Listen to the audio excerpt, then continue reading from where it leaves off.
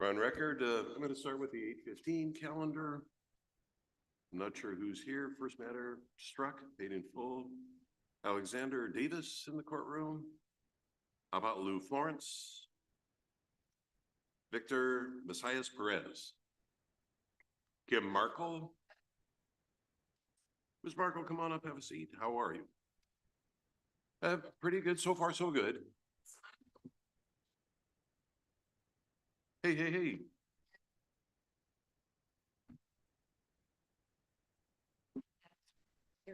They sent me the receipt. They said that they did notify the court that I did the assessment and that I have what class I have. And now I just need to pay the bill and start class. But it's all done.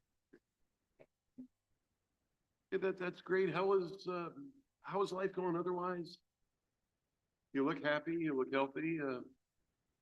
That's good to see. Hey, making real progress here. And so your plan is you need to get the money together to about how long is that going to take?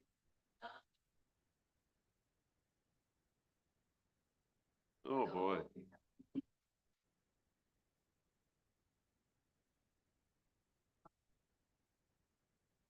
Well, what I'm inclined to do, unless Mr. Atfield has a different idea, is give a long-term set out, say next March or April even. And we'll take a look at it then, okay? Do what you can by then. Now, if you come into, you completely do what you are supposed to do here, you don't need to come to court. I'm sure you have better things to do. But no, you look like you're doing well in life, and that's what we want. We want you to be in a position where you don't have to deal with a situation like this ever again. Well, we all make mistakes, but we better learn from them so we don't repeat them. Sparkle, I'm going to sign an order resetting the matter to, what's a good date? March 13th. Now you can get a copy of today's order at the window outside to the, not to the left, but to the right today. Oh, okay.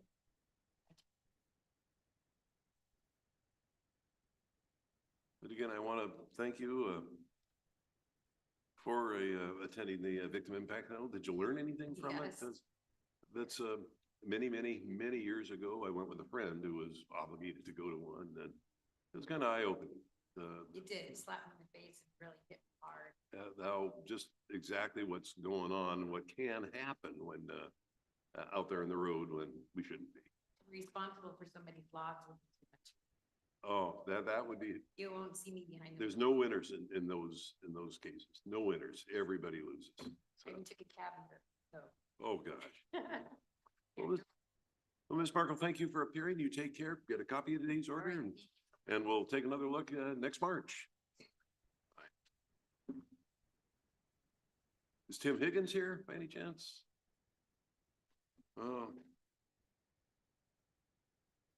Yeah. How about Chancey Niang? He is in the back. Come on up and have a seat. And what what we're looking for, the eval and victim impact panel. Where are we?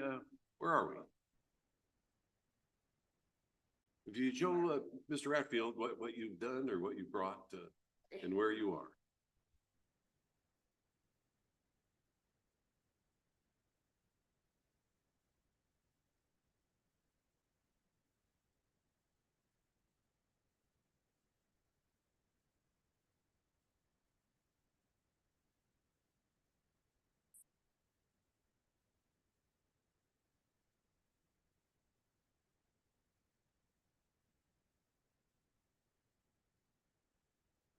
Ms. Dank, if you tell me, what have you done? I've gotten into treatment, so I go twice a week. That is good. That is very good.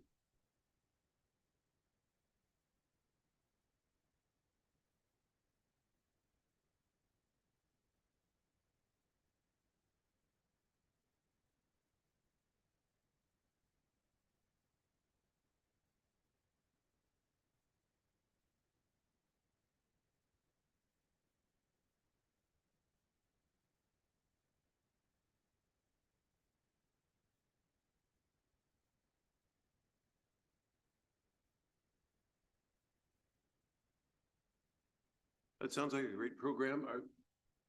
Have you actually started that, or is this Yes. just the plan? No, it's every Tuesday and Thursday. Wait, what we'll need to get is a compliance, report Yes, at some I will put point. them tomorrow morning. Right, perfect. Let's reset the matter to, I think, next March, March 13th, that'd be to take a look at it then. In the meantime, we expect, I'd like to see you again at that time, but I'd like to, yeah, if we have full compliance, reports, said by next then, morning. great.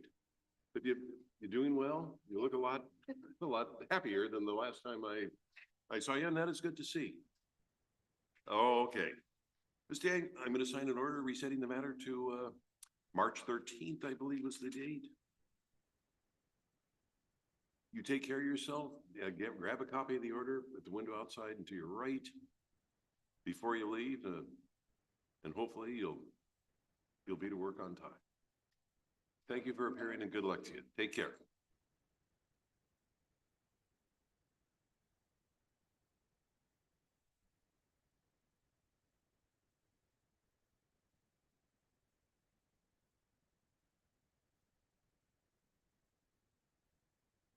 The Adatia Tanua.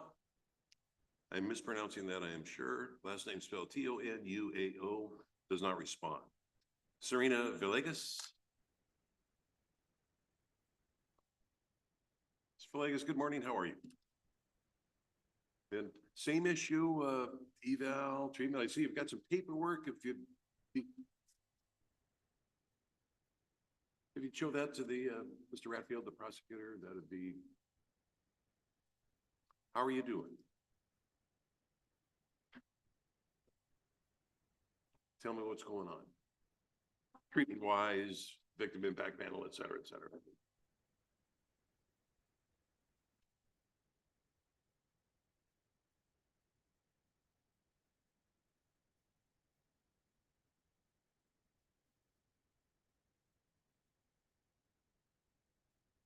DHR, do you have anything from them? What this is just a reflection of what we needed, and this is, was the order entered October 16th. This is November 7th. Done anything in the meanwhile between then and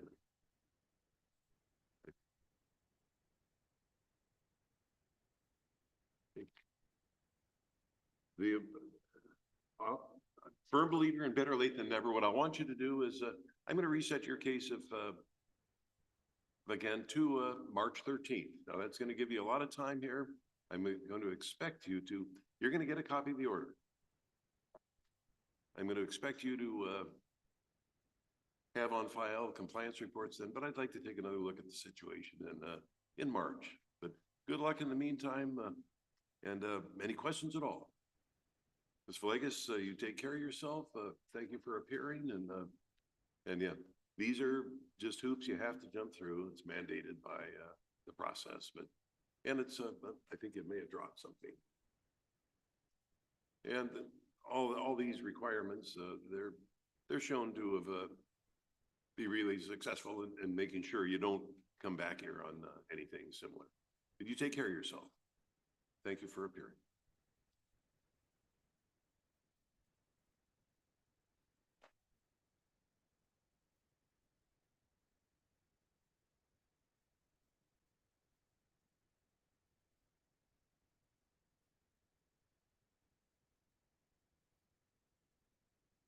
Alexander Brudos is here.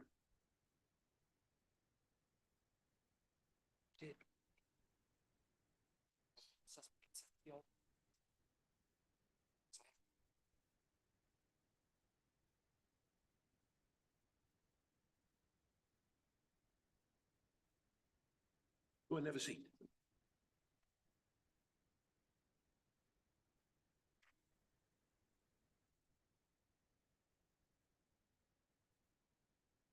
That's making progress, making progress.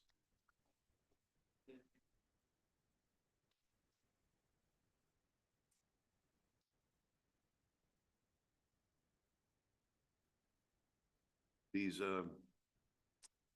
companies they're the city, they're very good at making sure you comply, but sometimes it's a little difficult to get reports from them and hear from them. How's it going otherwise? That is always very good news.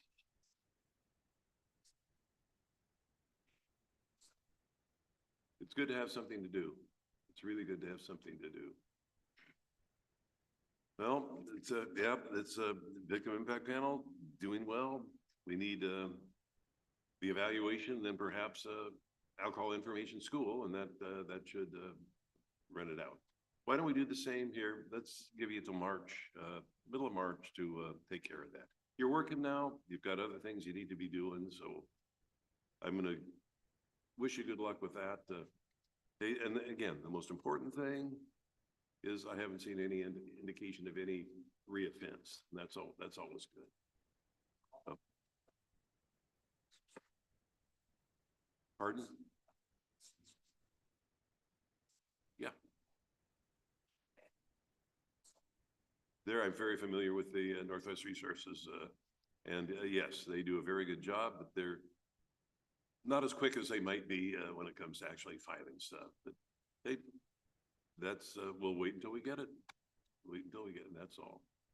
Mr. Brutus, I'm going to wish you the best of luck. I'm signing an order, resetting the matter, finding you in partial compliance, if not full compliance. But good luck to you, and hey, glad to hear you're back to work, and that's always a fine thing. Take care of yourself. Mr. Brutus, thank you for appearing. You take care. And this time, to the right, we're a little short-handed today. Take care, you too.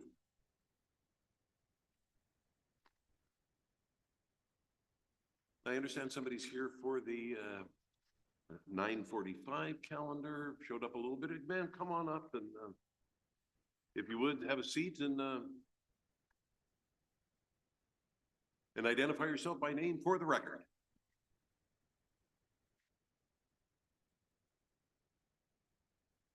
Glad to see you, Ms. Edwards. You take care of it. We had to issue a warrant. We're going to be glad to quash the warrant and reset the matter. What happened?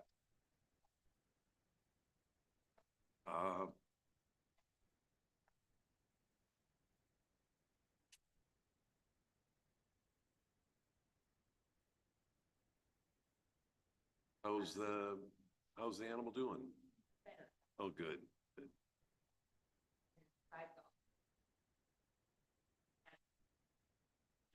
Was this a dog or another cat? Oh. Well, I think all species have bullies in them, and evidently you had the misfortune of running into one. We're resetting the matter. I'll quash the warrant. Good to have you show up, and we'll give you another court date. Donnie, what's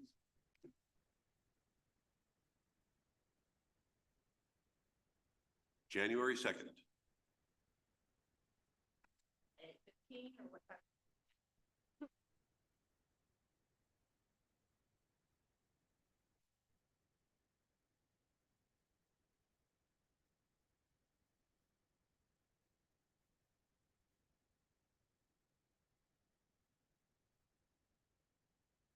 Edwards, I've now signed the order resetting the matter.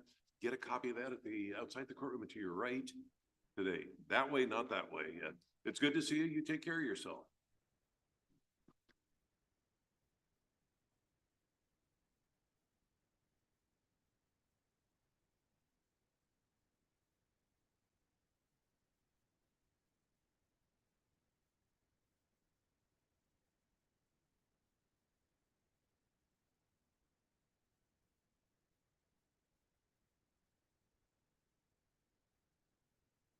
At all, I see you're here for representing yourself on a pretrial matter. Do we have anybody from the jail? I guess.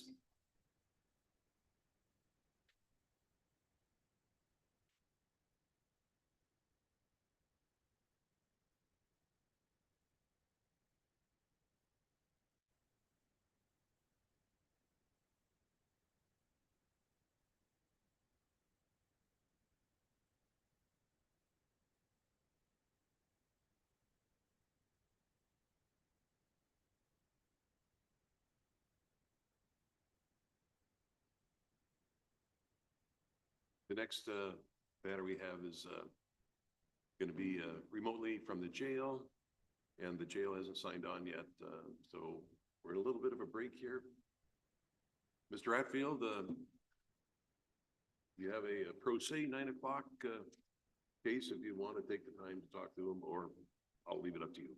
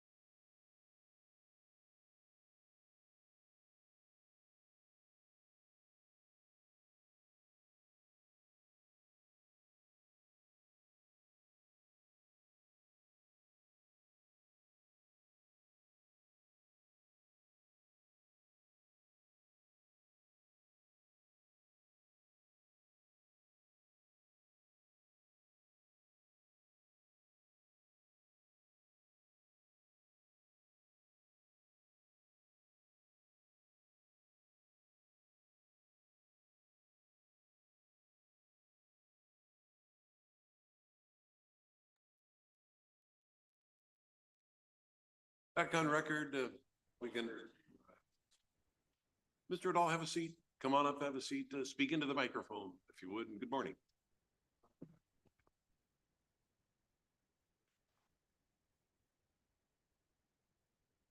I'll hear you're representing yourself. You have a motion to make. I'll listen to it now. I make a motion for a change of venue. On the grounds that I don't think I'm gonna get a fair trial in Thurston County or Yelm Township. Response from the city.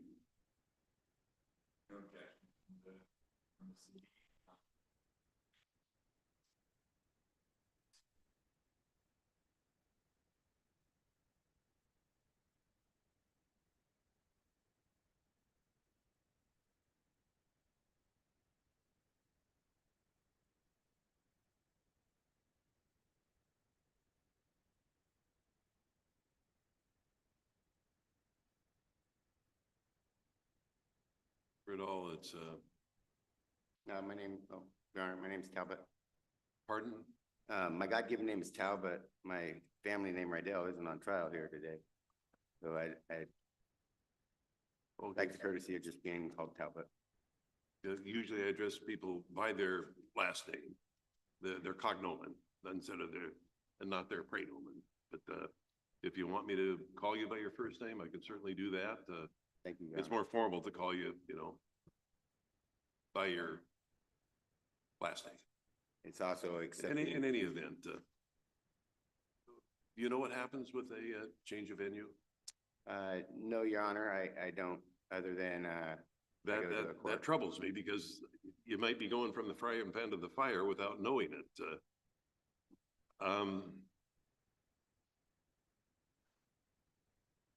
I'm not the If one. I that wanted granted a it. motion to change a venue, it would, instead of being here, the court it would be in would be Thurston County District Court. And that, Yeah, well, unless, over. I would prefer if you talk to a lawyer to find out whether that's really what you want to do. Your Honor, I didn't break no laws. Pardon? Your Honor, for the record, I have not broken no laws. And the only reason That's why you pled not guilty. didn't We're not plead. gonna go there right now. You Yeah. pled not guilty, that preserves your I- rights. I didn't plead at all. Because she pleaded. I just feel that there's a conspiracy against me and my family. And the means of it is to cause my end or my demise or emotionally and physically bankrupt me. To cover up hideous acts. I'm gonna deny the motion for change of venue because I don't see any sufficient reason to do that. I don't detect I fail to see any bias or prejudice You- addressed to you any more than it would be addressed to any other citizen of the city. So I'm gonna deny the motion right now. Do you want to set it for trial? I guess if that's the next step, Your Honor, I got no choice. Do you want a trial to bench or jury? Jury trial, please. Okay, you're entitled to do that.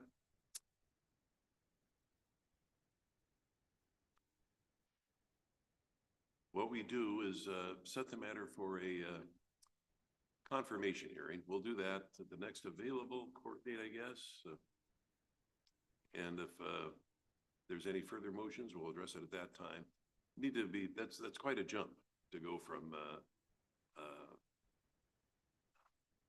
pre-trial up to a full-scale jury trial. Want to make sure that everybody has what they need and are totally prepared to go to trial before we do that. We'll set a readiness hearing for next available court date. Your Honor, I'm indigent at the moment, and I've tried to call the counsel over here. Mr. Radfield, yes. Yeah, even in this building, I tried to call him, but there is no internet that could get to my phone. So I don't have the discovery or anything yet. Is there any other way that I can get that? I'm going to leave that up to you and Mr. Radfield. Thank you, Your Honor. You are entitled to any and all discovery that's available. And having reviewed that, you may have other motions, you may have witnesses you want to interview. That's why we have a readiness hearing. Resetting the matter to December 5th. You can get a copy of today's order at the window and that way. We'll see you back here then. But before you leave, I want you to be in contact with Mr. Atfield about getting the police reports, okay? Thank you, Your Honor. Any questions? No. Don't forget to get a copy of the order. Take care.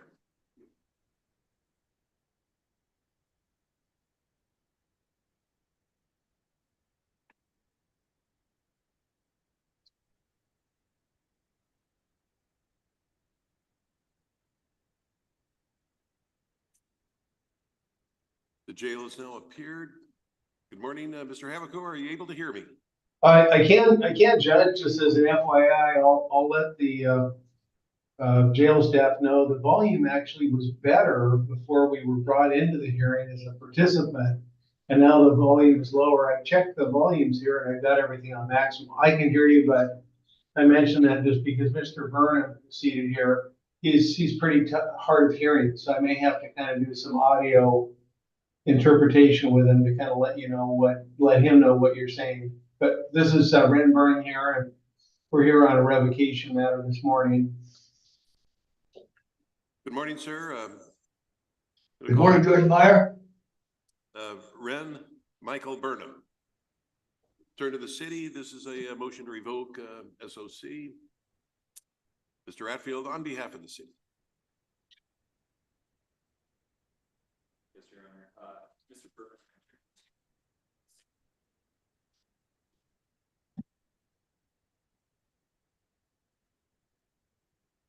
If the city is speaking, we can't hear him at all. I'll start again if you would. Yes. Your Honor, Mr. Burnham entered into a stipulated order of continuance in which he was required to fulfill certain obligations, one of which was no criminal law violations.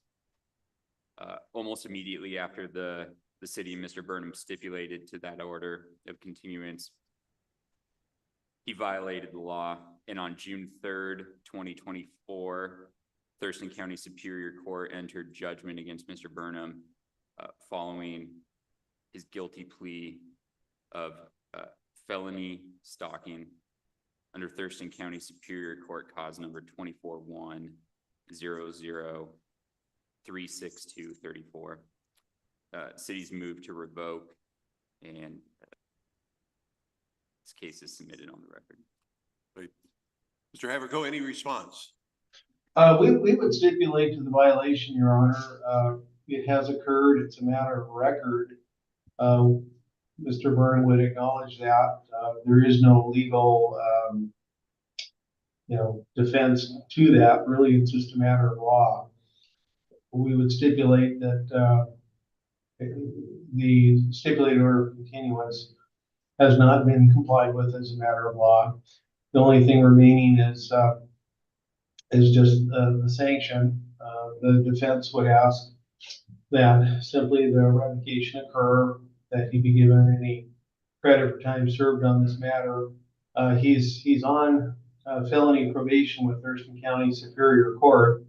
I think during the pendency of those charges in Superior Court, I think he had been in custody somewhere in the nature of 3 to, I believe, around 4 months or so. So he's actually done quite a bit of confinement. And he's otherwise hasn't had any other, violations. And as I say, he's going to be on active supervision with the Department of Corrections. So I don't think there's any real compelling reason to impose anything other than just credit for time served, and just impose the conditions of just the remaining, jail time that's credit for time served, and ask that it just be suspended for, 12 months on the condition he met no criminal law violations. I would ask the court to consider not imposing any costs, additional costs. So that would be the defense request. Bradfield, city's recommendation. City recommends, imposing the maximum jail time. Could he speak up a little bit? Can't hear much. City's Sorry. recommending imposing the maximum jail time, to run, consecutively. I've heard the city's recommendation. I understand ma'am, I understand you're here on behalf of yourself, and you would like to, if you would step forward and speak into the microphone so that that can be heard, not only here, but in the jail, if you would. Go ahead and have a seat. And speak, if you would, directly into the microphone. Your Honor, it is hard to let go of the vision I had for my life. I would have never imagined it would become a total nightmare full of anxiety, dread, and utter chaos. Could you slow down a little bit? Slow down. Thank you. Back in June 2023, I was terrorized by the hands that first pinned my head to the drywall and then held a fully loaded gun to my face while making unimaginable threat. Just this past March, the respondent was observed placing a tracking device on my car while it was parked outside my workplace. By his own admission, this was not the first time he placed a tracking device on my vehicle. This newest action required premeditation and planning, and I have every reason to believe he intended to track my location for the purpose of finding me in an isolated area to confront me or worse. In criminal court, the respondent pled guilty to the felony stalking charge put forth by the state. Despite this, the respondent has repeatedly refused to accept any responsibility for the events that have placed him before the various courts. Even now, he refuses to take responsibility for his actions. Under the terms of his plea deal with the state, there were orders and conditions he was mandated to comply with. Now, on October 11th, 2024, he once again chose to ignore the terms he agreed to. This resulted in an incarceration. Then on Monday, October 7th, 2024, the respondent wrote to my attorney saying that I am the one who have twice put him in jail. He has demonstrated a blatant disregard to the 20-year protection order granted me by Thurston County Civil Court. Yet the diversions have somehow made these multiple violations excusable. I do not understand why any willful and deliberate violation of my 20-year protection order would not have a penalty imposed. With each violation, at the very least, he was in contempt of this court. Furthermore, with the first and second violation, he should have then been convicted of gross misdemeanors. Then the stalking charge would have been the third violation, which should have elevated that charge to a Class C felony. The city of Yelm failed to acknowledge the seriousness of his actions and their impact of my safety and well-being. Instead, the city downplayed his behavior by choosing to place him in a diversion program. The city, the one I call home, chose to totally disregard and overtly ignore my many pleas. I deserve justice. These multiple diversions granted him by this court has had me living in a perpetual domestic violence nightmare. The respondent has taken away my sense of safety and security.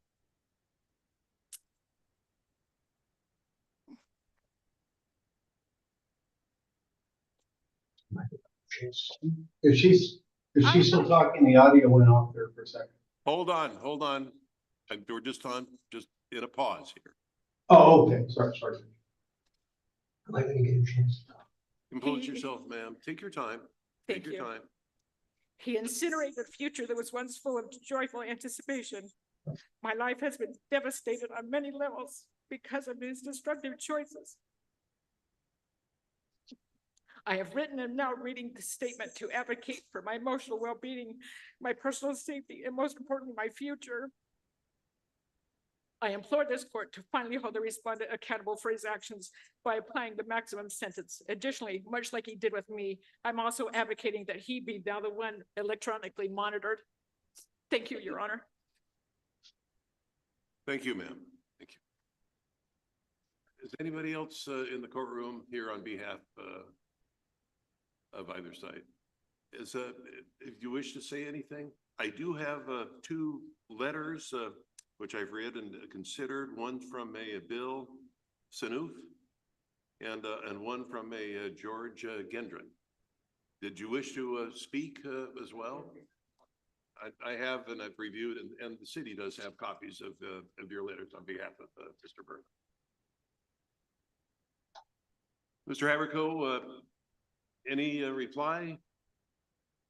Well, certainly, on behalf of the defendant, we certainly express any regret and sorrow for, all that, the victim of the case has gone through, and, her statements were, moving and, significant, and I could feel her, the emotion statements. I guess I would just emphasize that, notwithstanding that, and not to excuse the behavior, but I guess in the interest of,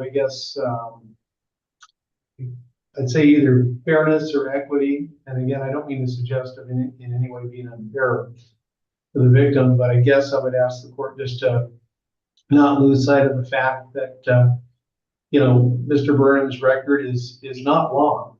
He has lived a long life without having any, criminal legal problems. These incidents are recent.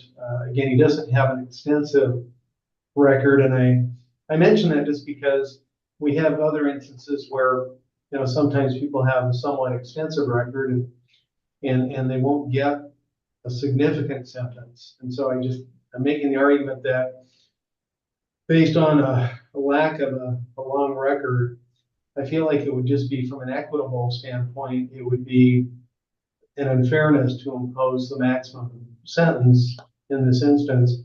I would also, just emphasize the fact he does now have a felony conviction. He has atoned for that. He entered a plea.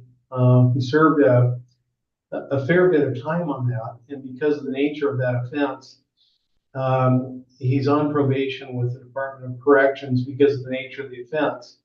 And so any, future misconduct or probation violations, the community is in a position where there's reasonably sufficient oversight of Mr. Burnham at this point through his felony charge. And so I think the fact that he is on active community custody supervision, that does address the interests of public protection. And so I guess the argument is that just to impose a year, the maximum sentence in light of his overall record would be punitive. Obviously, crimes can deserve punishment, but the argument is, I guess, it would just be excessive, again, relative to the overall circumstances and, the relatively lack of a record at this point. And so I think his position would be is that he has every intention of staying out of trouble and causing any problems for the victim in this case. So that would be my statements. And I think Mr. Burnham has indicated to me he may want to, when the court permits, he'd like to address the court as well, when that's appropriate, Your Honor. Mr. Burnham, if you wish to address the court, now is the time.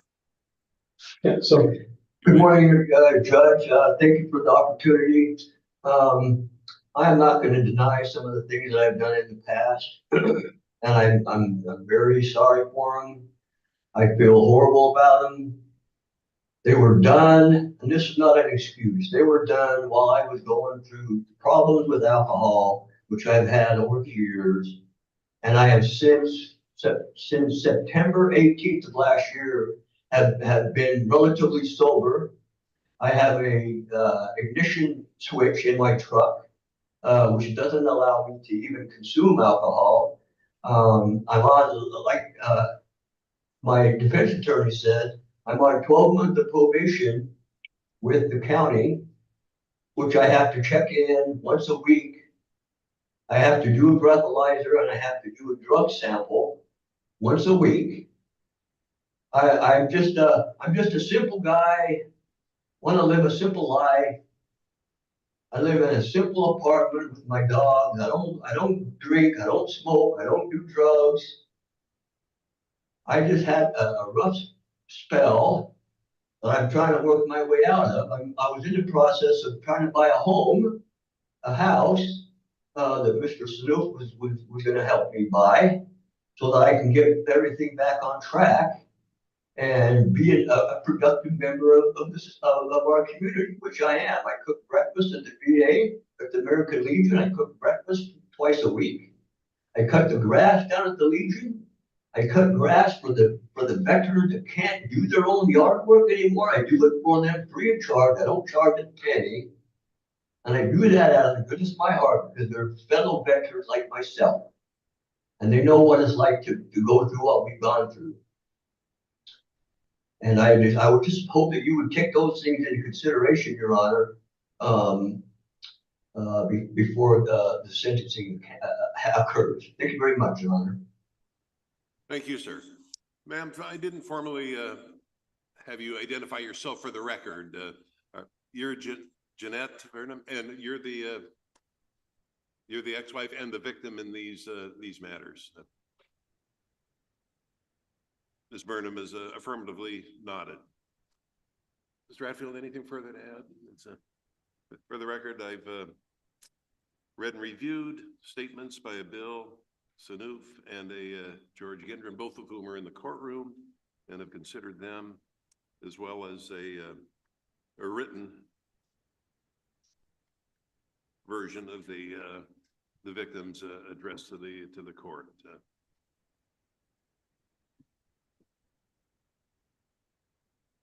Mr. Burnham, it would appear from the remarks of your friends here that you're just an ordinary person living an ordinary life and a pretty good guy. But there's one exception to that, and that exception brings you here before me today.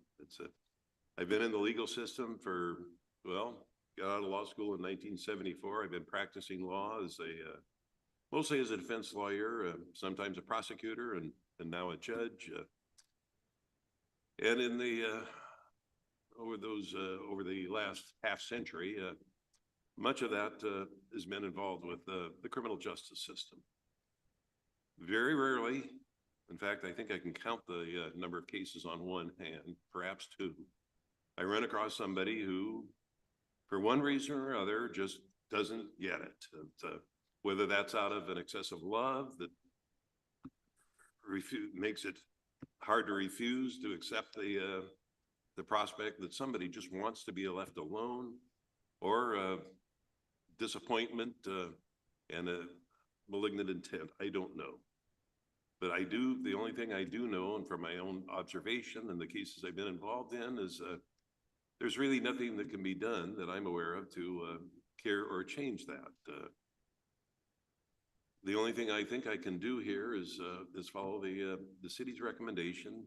I'm going to give you credit for 14 days served, but sentence you to 364 days in jail on the first count, and 364 days in jail on the second count. And then simply close the case. There isn't anything I can order that will change any person involved here or do any good. That is my judgment. Your Honor, I'm assuming, because you didn't comment, I'm assuming the two would run concurrent with each other? Pardon? I didn't. I'm assuming the counts would run concurrent? Consecutive. Oh, consecutive. Yes. If I said concurrent, I misspoke myself. No, I intended the two charges to be served consecutive to each other. Why can't it be a fine? I will sign a judgment and sentence and forward that to the jail. Thank you, Your Honor. How long in jail?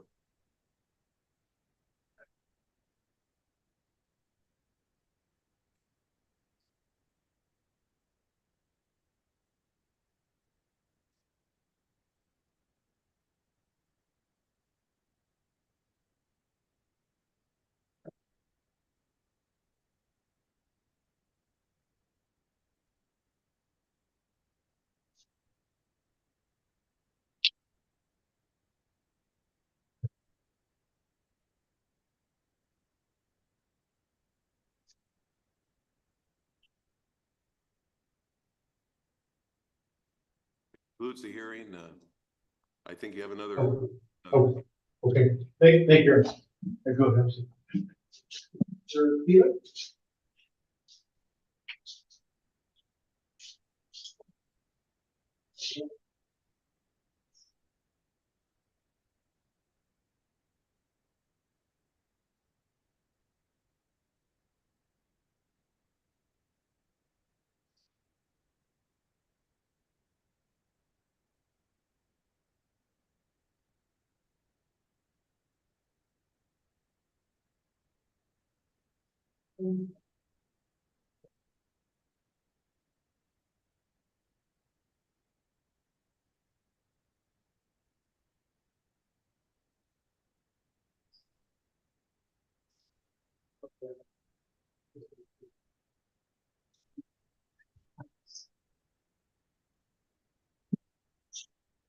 Morning, Your Honor. This is Dominique Stevens, number 2 on the custody calendar. Good morning, sir. Full name Dominique Alioni Stevens.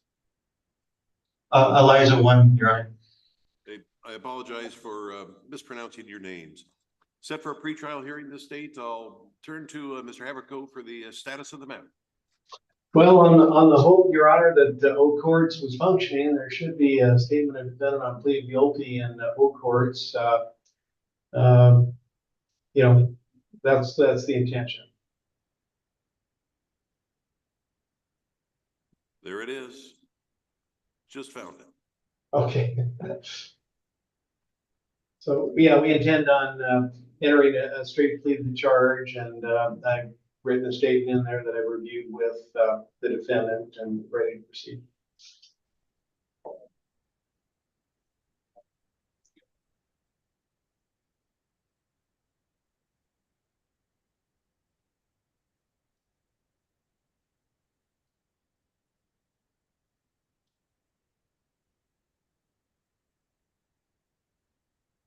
Morning, sir. Again, full name Dominique, middle initial A, Stevens. Mr. Stevens, I'm not going to mispronounce your name again. I apologize. Is that your full name? Yeah, yes, Your Honor. A statement of defendant on plea of guilty to 1 count of violation of a harassment no contact order. Have you gone over the plea process with Mr. Haverco? Yes, Your Honor. And if you had any questions at all about what it meant to enter a plea of guilty to a criminal matter, was your questions, any questions you might have had, were they answered? No, Your Honor. Yes. Yes. Now, if I accept the plea, you give up the rights contained in paragraph 5. There's no trial, no witnesses, no appeal. Simply a sentencing, which, since this is a gross misdemeanor, could be up to the maximum of 364 days in jail and or a $5,000 fine. You realize that? Yes, Your Honor. With that in mind, as to 1 count of violating a no contact order within the city of Yelm on October 22nd, 2024, how do you plead guilty or not guilty? Guilty, Your Honor. You make that plea of your own free will. Yes. Did anybody make any threats or promises to you to make you plead guilty? No. I will find the plea to be freely, knowingly, and voluntarily made. And your statement in paragraph 11, which states on October 24th, 2024, in the city of Yelm, I knowingly and unlawfully had contact with Cassandra Lene Hunt, who I knew was a protected person in a domestic violence no contact harassment order, wherein I was the restrained person in said order. That is your statement? Yes, Your Based Honor. on that statement, I will find the elements of the offense have been established, and we'll accept the statement. How do you plead to the charge, sir? Guilty or not guilty? Guilty, Your Honor. Anybody make any threats or promises to you to make you plead guilty? No. Plea is freely, knowingly, and voluntarily made. Mr. Haverco, as to with regard to recommended sentence. Well, I believe the city's recommending time served. Obviously, the order the court's read the probable cause statement and, he, shouldn't have been there, and, made the mistake of, being there when invited, which is not an offense. So, he's just sorry for what happened, and I've explained to him the importance of obeying these no contact order, protection order orders from courts, that courts take these things very seriously. And it is just essential to, abide by these kinds of orders, strictly. And so he understands that. And so I think, he's been in custody for at least a couple of weeks. So he understands the importance of obeying these orders, and I think time served is appropriate in this case. And he's remorseful. I've spoken with him about this, and he's remorseful. He's contrite. He realizes he was wrong. And I think time served would be a reasonable sentence in this case. Mr. Radfield, anything to add to the recommendation sentence? And no fine is being recommended, Mr. Haverco? Sure. Yeah, that's correct, Judge. Mr. Stevens, anything you wish to tell me? Now would be the time. You don't have to say anything. You can rely on what your attorney said if you wish. No, Your Honor.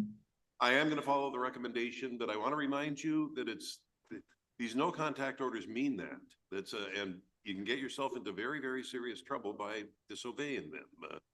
Very quickly, that charge, which here is a misdemeanor, can be elevated to a felony.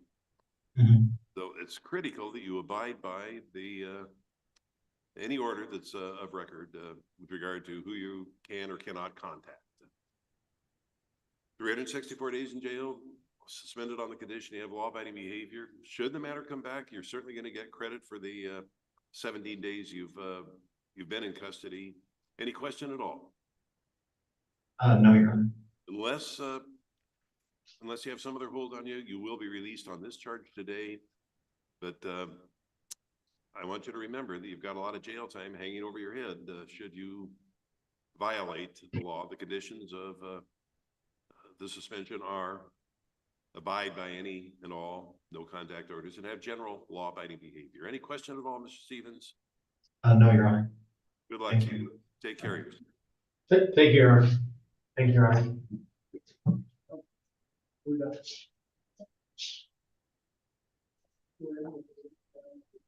That concludes the in custody calendar. Mr. Haverco is en route now from the jail, which is right up the road. He'll be here in a moment. I assume you're represented by him and are waiting for his arrival.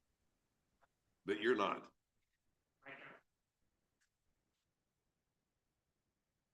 Oh, okay. As soon as I'm done with Misty, go.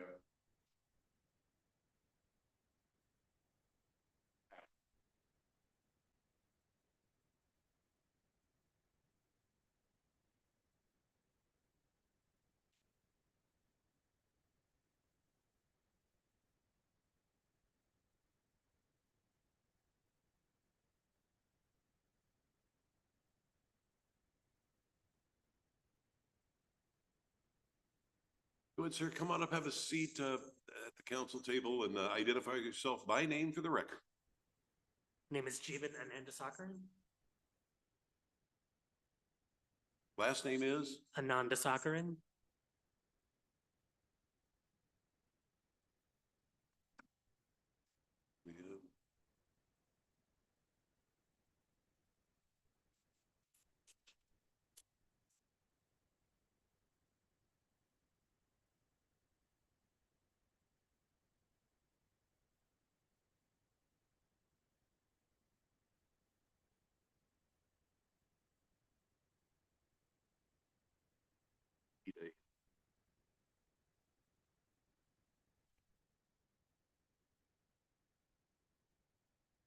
So we need a notice to reset or a motion to convey. Is she moving? Let's see. Somebody prepare a motion to reset. Yeah. I'll take this as a, how far out did Ms. Sego want to go? Any idea? We could do.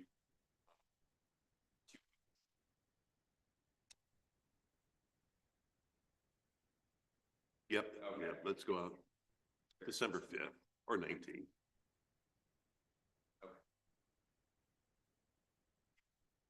I'm taking this is defense counsel's motion to reset. Oh, I mean. Right.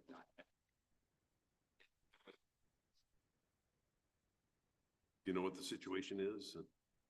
Unfortunately, this is kind of how it's been with council. So, you know, the last time it was kind of a reminder that, hey, we had court, but so.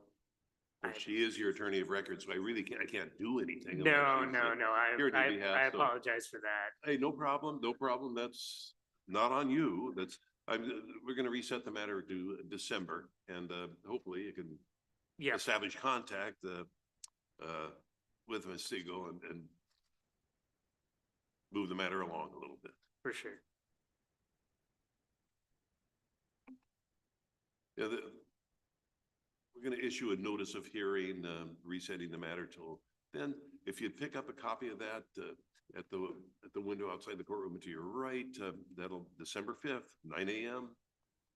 And we'll address the matter then. Okay, thank you. Hey, you take care. You too. Good luck reestablishing contact with your attorney. Take care of yourself.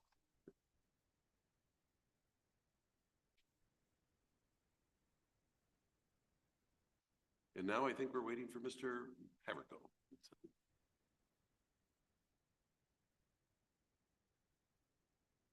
And I'll get back to the firearm, et cetera, et cetera.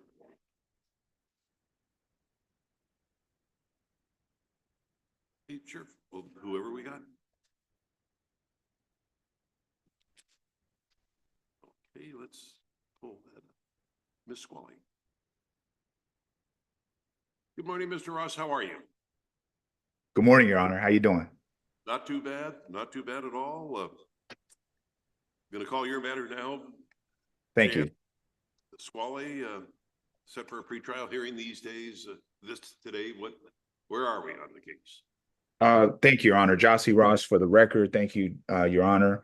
I want to acknowledge that Ms. Squally and I both, through my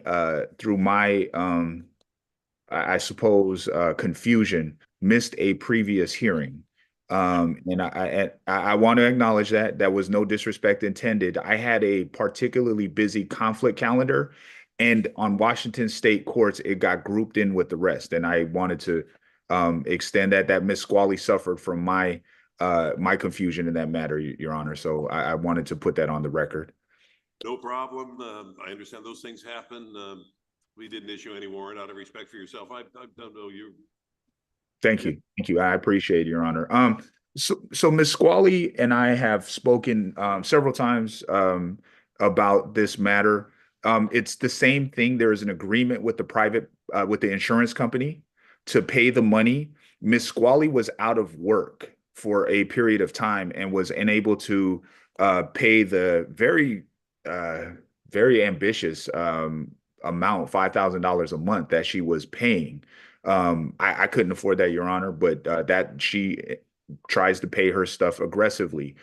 She was out of work for a period of time. She has recently started working again for the Cultural Center for the Nisqually tribe and intends to make good on the agreement that they have. And so I respectfully request that we just extend it out as far as extending speedy trial. Of course, Ms. Squally and I talked about a waiver. But as far as the court is willing to extend, and by that time, it should be paid off with this aggressive schedule, Your Honor. How about March 13th? I have nothing scheduled in March, so that works perfectly for me. Ms. Squally, does that work for you? Ms. Squally, I should have called you up here to the council table. I apologize. Come on up and have a seat if you would. We're resetting your matter to March 13th to give you time as requested by your attorney. I'll sign an order resetting the matter or give you a notice of hearing, whichever works best here. And we'll reset the matter to March 13th. Stay in touch with your attorney and good luck. Glad to hear you're back at work. So you take care of yourself. That concludes the hearing. Stay in touch with your attorney and we'll see you next year. Thank you so much, Your Honor. Thank you, counsel. Mr. Ross, good to see you. You take care of yourself, and we'll talk to you after the new year. You as well. I hope you get a chance to get out in the sunshine. It's pretty spectacular today for November. I did get out in time to walk the dog and watch the sun at least approach the horizon. But yes, on the way down here, it was a beautiful sunrise. Amazing. Yeah, have a wonderful day. And you as well. Take care, Mr. Ross.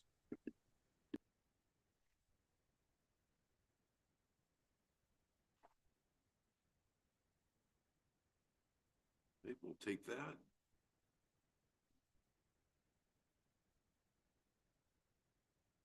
Good morning, Mr. Murphy. You'll take your matter now. Here on behalf of Liesl Davidson Marino. Morning. That's correct, Your Honor. Good morning. I'm looking in O courts at a motion to reset the matter to December 19th. Is that And that's correct, Your Honor. This will be a 3.4 appearance for for my client, and we are asking to continue this matter to December 19th. hearing no objection from the city, who shook his head? Order is granted. Motion is granted. We'll reset the matter to December. I'm signing that as we speak. We'll be sending you and your client a copy of today's order. Mr. Murphy? Thank you, Your Honor. Take care. Take care. Talk to you in December. Sounds good. Thank you so much. Care. Also, we're asking about January 9th for to get us through this little bit of cluster of holidays. And she understands that she probably needs to do a speedy trial waiver for that. Well, she will need to.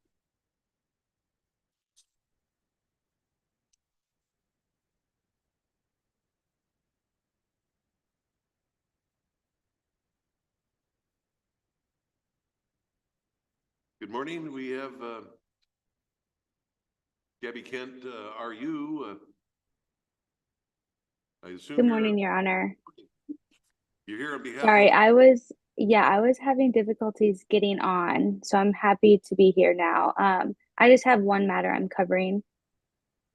Yeah. It's the Allison Connor matter for Mr. Cattenhorn this morning. I do have in the O court system a motion to reset the matter to December 19th at 9 o'clock. Is that correct? Yes, Your Honor. Anything to add? No, I'm just appearing with 3.4 authorization, and my client is aware of this continuance. Okay, good to know. You take care. Motion granted. Reset the matter to December 19th. We'll be sending you a copy of today's order, and as a copy will be sent to your client as well. Awesome. Thank you so much, Honor. Thank you. Take care. Have a good day. You too.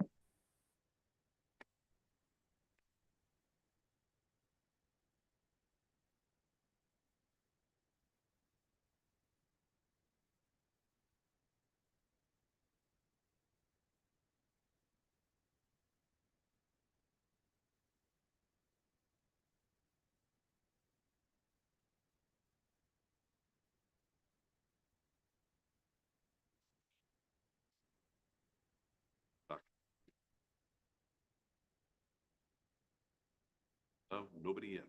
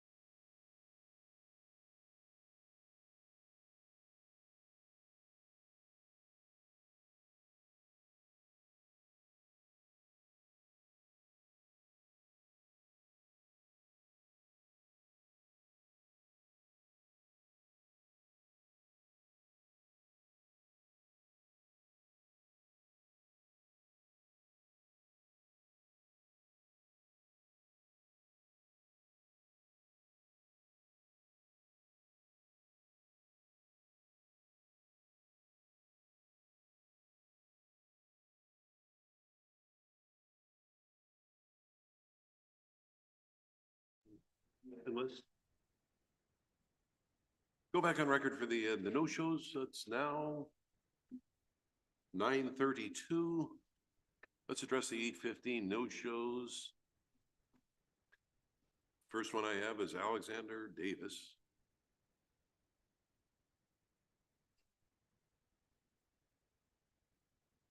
He was approved for Zoom, but has not appeared.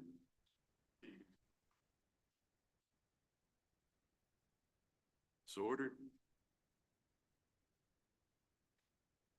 Lou Florence. I heard from council, Honor, got a conflict this morning. Yeah. He told me he was preparing it.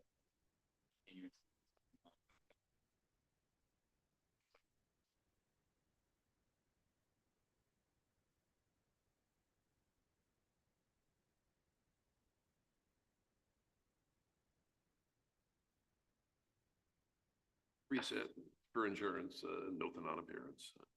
Simply reset it with notice. Next would be docket number 4, Victor Messias Perez.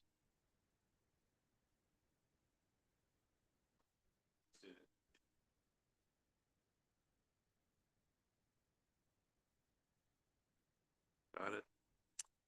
And the next one would be the add-on Tim Higgins. Picked up on a warrant. He assured me that he would appear without fail.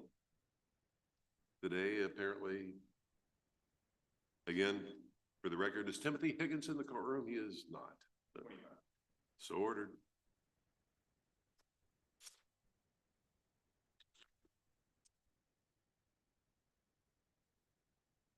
And Mr.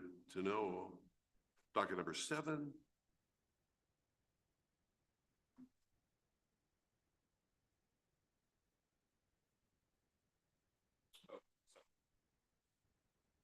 It's an SOC with a couple hundred, 1,000 cash bond or what?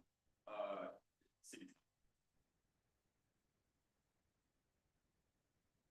The SOC is ended, simply close the case. You want the 200 cent to collection or just give them the benefit of the bargain? They dismiss the theft third and close.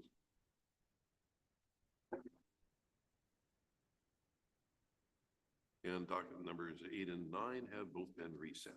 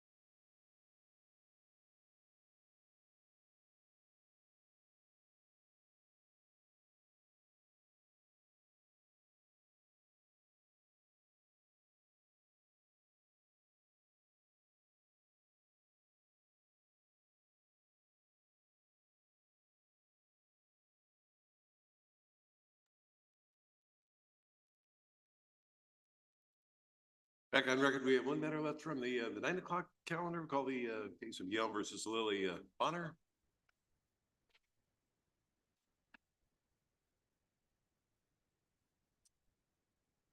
Matter set for a pretrial this day. I presume we have a disposition, or thinking we do.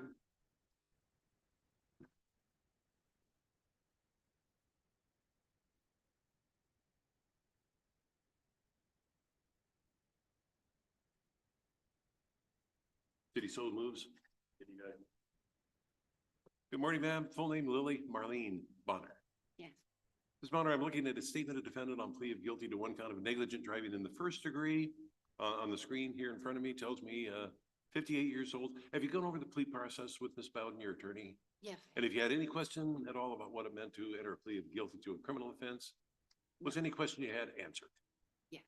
Now, if I accept the plea, you give up the rights contained in paragraph 5. There's no trial, no appeal, simply a sentencing, which could be up to 90 days in jail and up to $1,000 fine, regardless of what's recommended. You realize that? With that in mind, as to one count of negligent driving in the first degree, alleged to have occurred within the city of Yelm on September 24th, 2024. How do you plead guilty or not guilty? Guilty. You make that plea of your own free will. Yes. Anybody make any threats or promises to you to make you plead guilty? No. Find the plea to be freely, knowingly, and voluntarily made, and your statement in paragraph 11 does satisfy the factual elements. I understand the recommended sentence to be suspended jail time, $500 fine. Ms.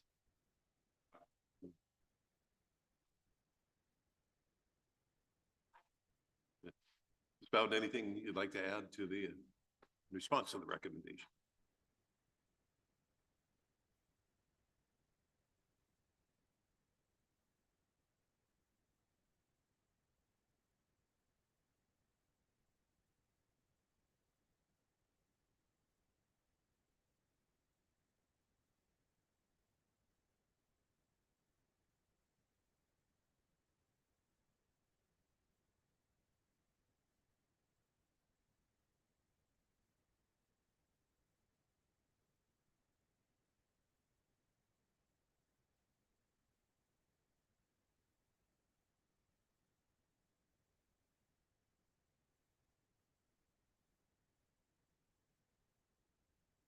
Or anything you'd like to say? You don't have to say anything, but if you have anything you'd like me to do, now's the time. It will not It's, happen again. Minister. Sometimes we respond to events in life with in ways that turn out to be not so good, and winds you up in a courtroom before a judge. You've got an excellent resolution. In this, I want to advise you that there's some courts that you could be in where you'd be looking at some maybe some significant jail time, even though your earlier case was quite some time back. You have an excellent resolution of this case. Impose 90 days, I'll suspend all of it. Impose a $500 fine. The conditions, of course, most important, no law violations. Likewise, there's a recommendation for do a victim impact panel. Anything other more significant by way of treatment or, you know?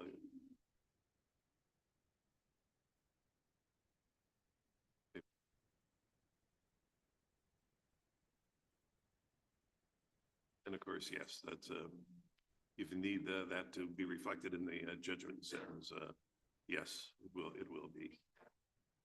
And Ms. Bonner, I'm sure you know that by now, yeah, all the lawyers here have horror stories they could tell you about the things that happen out there on the road when somebody's behind the wheel and they shouldn't be.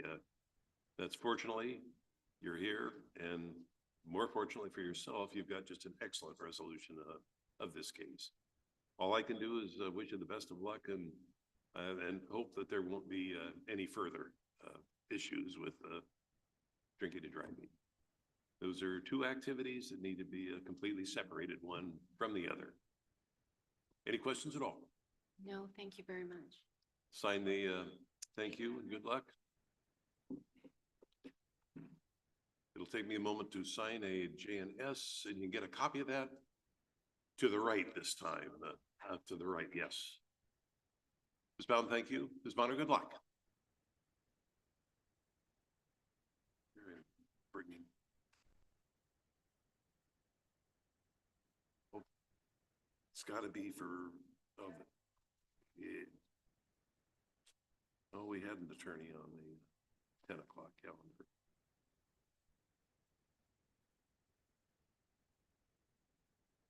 Take that one now.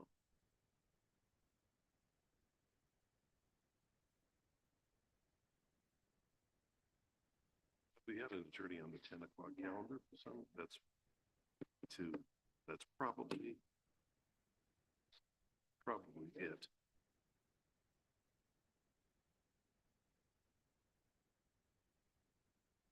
They're up, we can take that now, or.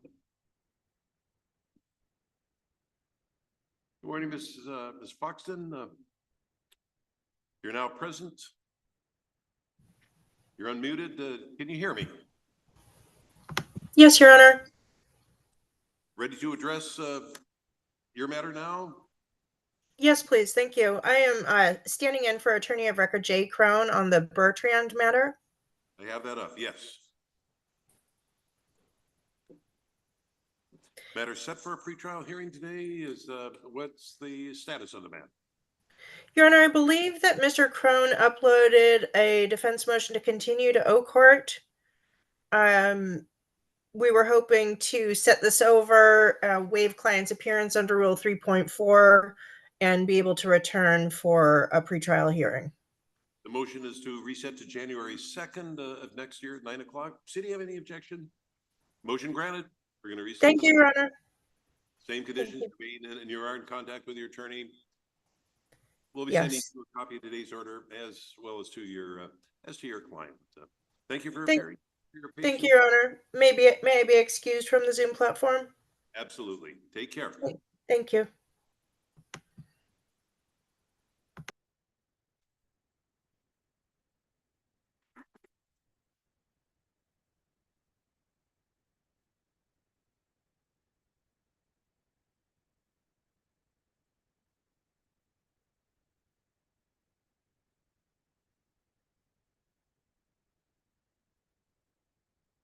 Back to the dashboard. Mr. Haverco, I'm going to defer to you for the order in which the cases are called. Sure, Your Honor. I'm assuming the court would probably want to call the interpreter matters first, since court certified interpreter is here. Absolutely. Yes. And yeah, and so the first matter we should call would be item number 4, Jose Maria Diaz Becerra. Is Mr. Diaz Becerra? Good morning, sir. Go ahead and have a seat. Morning, Mr. Mould. Swear or affirm that you will accurately translate from Spanish to English and English to Spanish all that is said here. Thank you. Mr. Haverco? We're ready to proceed. The matter's on for arraignment. And we are ready to proceed with that. Good morning, sir. Is your full name Jose Maria Diaz Becerra? Citation alleges that on or about October 26, 2024, you committed the offense of reckless driving. That's a gross misdemeanor. The maximum penalty on conviction would be 364 days in jail and or a $5,000 fine.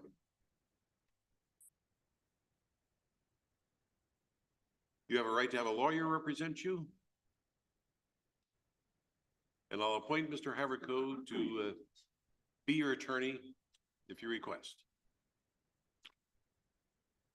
He will at this time enter a plea on your behalf. I'm appointing him to represent you. Thank you, Your Honor. With that said, the defense would stipulate to probable cause and ask the court to enter a not guilty plea.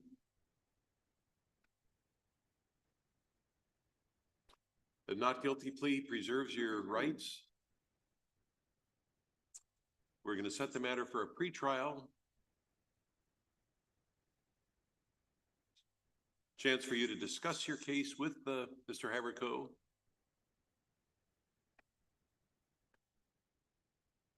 and resolve it by agreement if you can.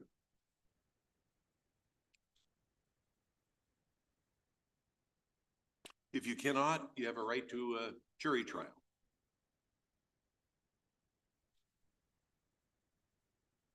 Any questions? No. Set a pretrial for December 5th.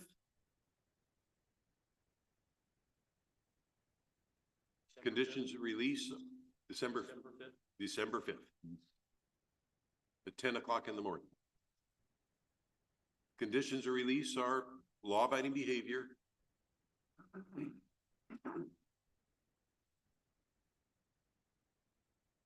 Don't drive unless licensed and insured. Stay in touch with Mr. Haverko.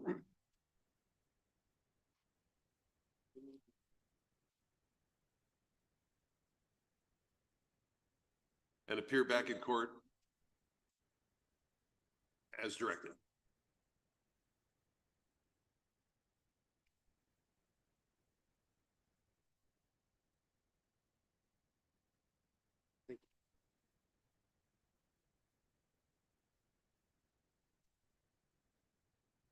And I need him to sign.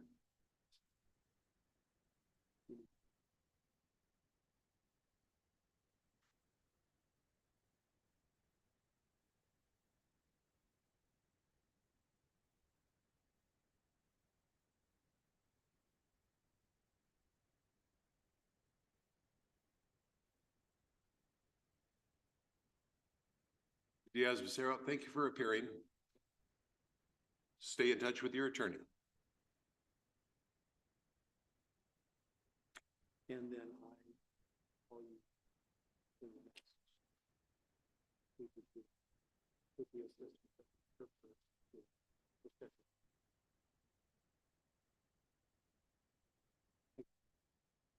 Free to go. Thank you, sir.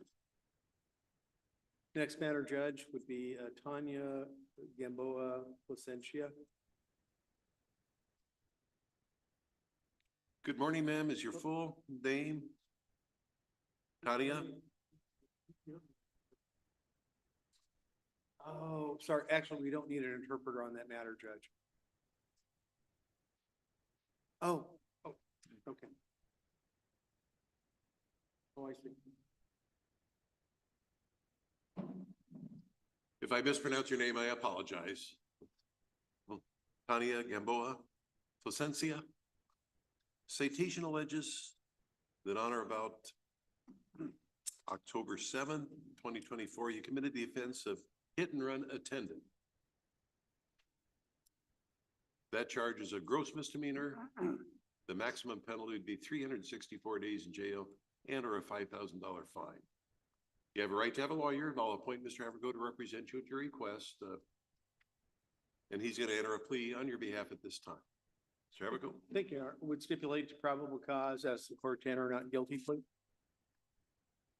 Plea of not guilty preserves your rights. I want you to exchange contact information with your attorney. Yeah.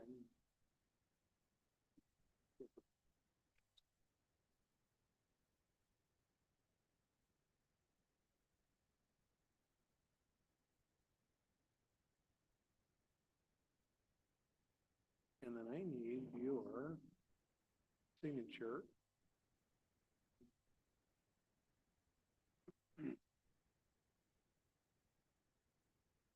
Yeah.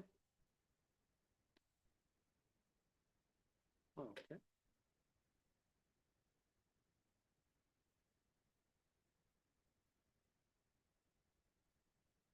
So, you know, a week or two before your court date, I'll call you. Yeah, yeah, probably. When he signed everything, you're free to go. Just go to the clerk's. Do they go to the clerk, Quincy, or the police? Okay. Yeah, just go To the right. Just go to take a right, go to the police department's window. They'll give you a copy of your paperwork, which will have the court date. Okay. And conditions, stay out of trouble, law-abiding behavior.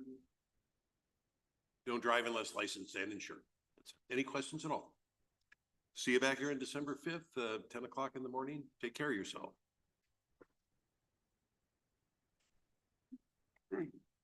After Mr. Mould is finishing interpreting with her parents, then the next matter will be Arnold Ramirez Polito. That's item numbers 8 and 9 on the 10 o'clock calendar. Those will be next.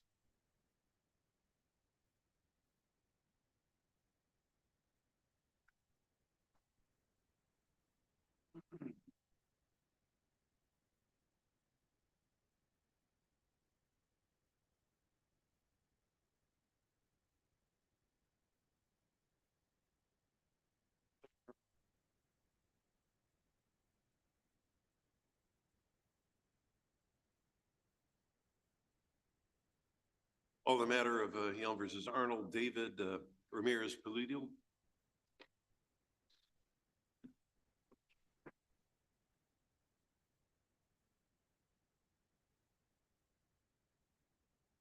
So this is the two matters of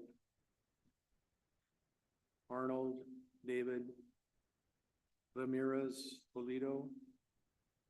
He has two cases coming before the court today for a pretrial hearing.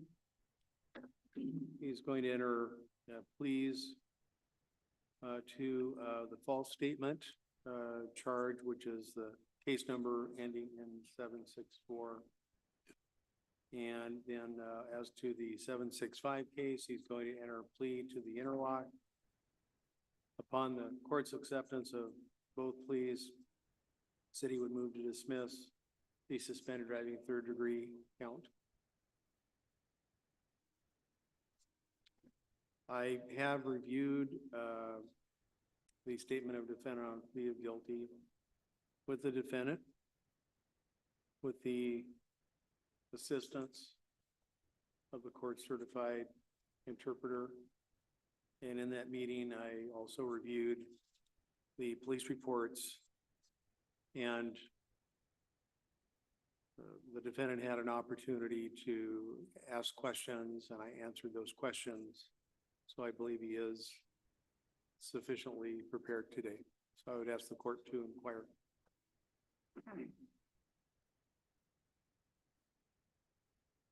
Good morning, sir. Full name Arnold David Ramirez Polito. And I apologize if I mispronounced your name. I'm looking at the defendant's statement on plea of guilty to two things.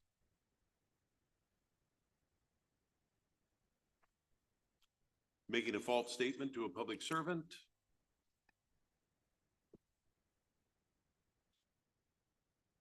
and operating a motor vehicle without ignition interlocked. Each of those are gross misdemeanors with a maximum penalty of 364 days in jail and or a $5,000 fine.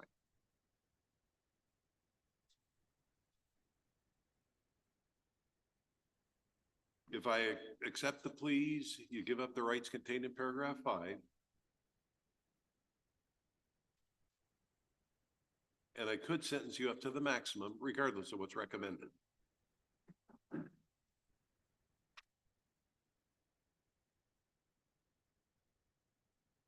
There's no trial, no appeal. Those rights in paragraph 5 are gone.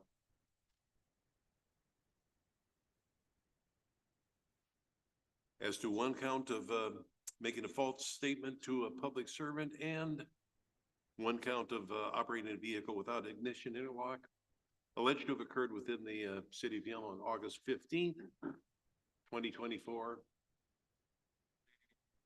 August 15th. How do you plead to those charges? Guilty or not guilty? Do you make those pleas of your own free will? Anybody make any threats or promises to you to make you plead guilty? I will find the pleas to be freely, knowingly, and voluntarily made.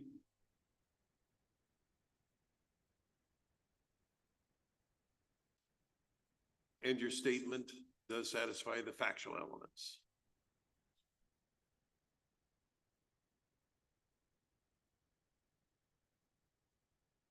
I've heard the recommendation as to sentence. Mr. Ratfield, anything further? Mr. Haverko, Nothing further. Your anything Honor. further? Sir, you have a right to tell me anything you wish, if you want to. You don't have to say anything.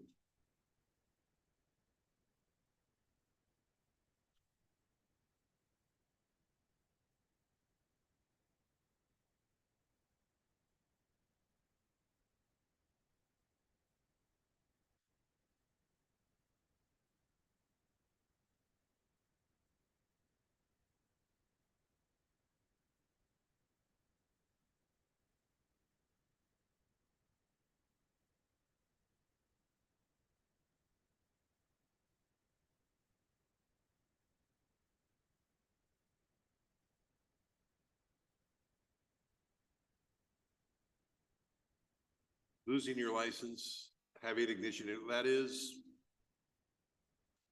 a real hardship. But with good driving, those requirements go away. I'm going to wish you the best of luck. And I'm going to follow the recommendation. 364 each charge, all suspended.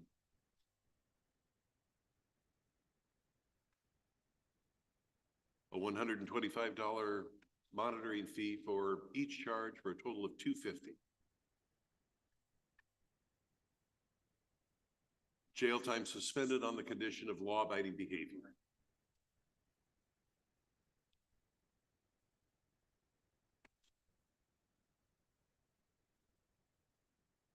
Any questions?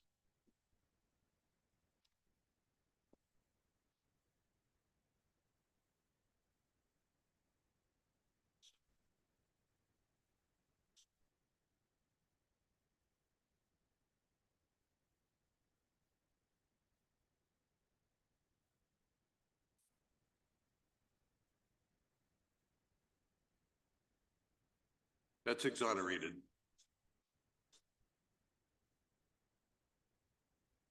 That is, yeah, that's done. We're done. That's released.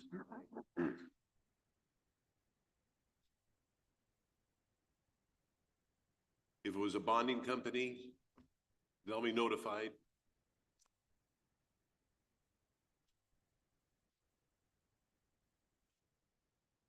And if it was cash, it'll be returned to whoever posted it.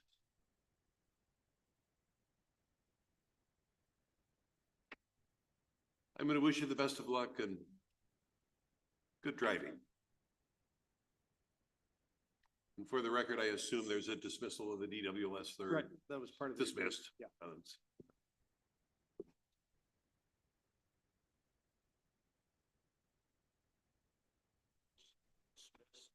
Yes, the crime of suspended driving charge here was dismissed part of the plea.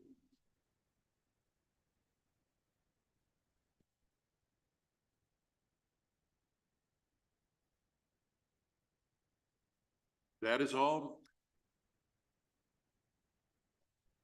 No more court unless there's a problem.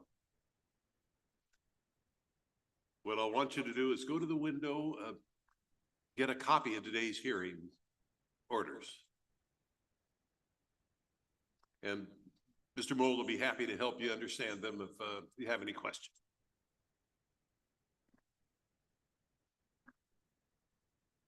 All I can do is wish you the best of luck.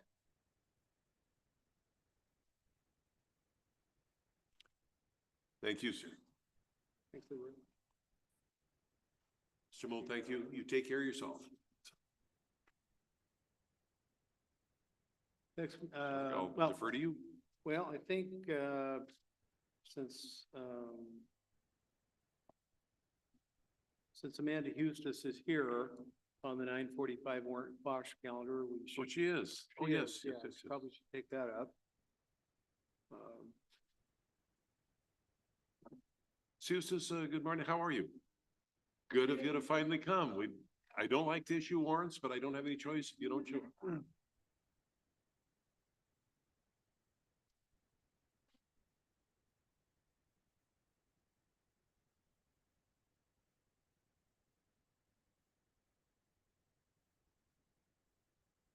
No problem. Hey, you're here now. You're here for an arraignment. Yep. Let's take care of that. Yep. I'm looking at the citation that states, accuses you of committing the offense of theft in the third degree on or October 8th, 2024. That's a gross misdemeanor. The maximum penalty on conviction would be 364 days and or a $5,000 fine. I'm going to appoint Mr. Haverco to represent you. He's going to enter a plea on your behalf, and he's going to represent you at this time. I'm being aware of your financial situation. Thank you, Your Honor. Would stipulate to probable cause as court to enter a not guilty plea. Do you have a phone number? I do not. Don't worry about it right now. Just take your time. We'll finish here. And then when you get it, just come back and write it down. No big deal. Okay. Ms. Eustace, we're setting a pretrial for December 5th at 10 o'clock, or excuse me, at 11 o'clock in the morning. What I want you to do is get a copy of that at the window outside the courtroom to your right before you leave.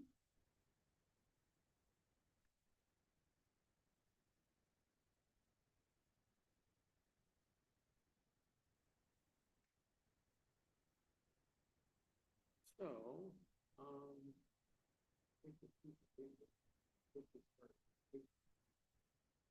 we'll just go right down the number.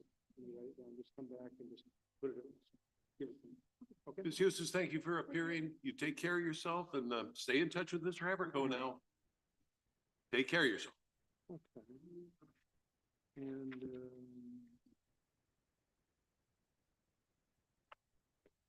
so moving back to 10 o'clock, Marcos Apodaca. Marcos Apodaca in the courtroom. There you go. Good morning, sir. Let's get to the right place here. Full name Marcos, middle initial A, Apodaca. If I mispronounce your name, I apologize. Mr. Haverco? Thank you, Your Honor. One second.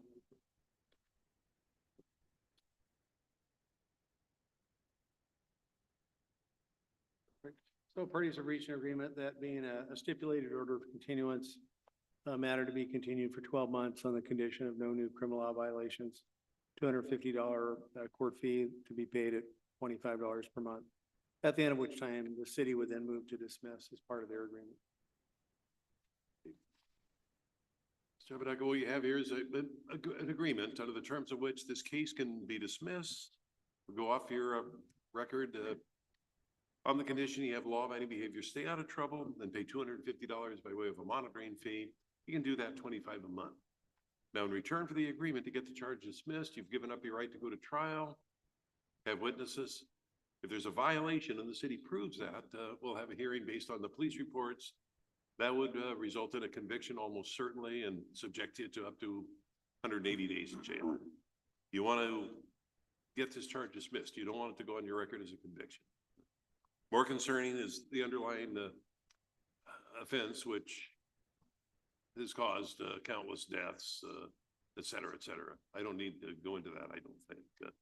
I'm going to wish you the best of luck. I look forward to dismissing this case, finding you in full compliance 12 months from now. Any question at all? Take care of yourself. You can get a copy of today's agreement by going to the window outside the courtroom and over to your right. Look it over carefully, and if you have any question about what it means, give Mr. Haverco a call, okay? Yeah, yes, sir. Good luck to you. Take care of yourself. Ms. Dawson?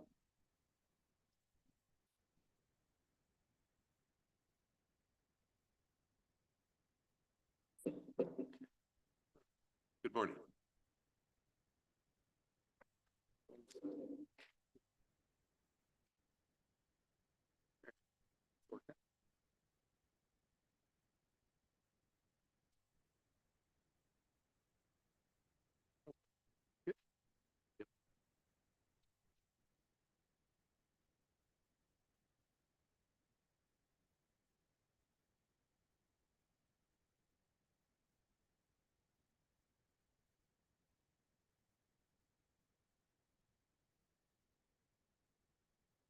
We can take this matter. Yeah, this is Lydia Dawson.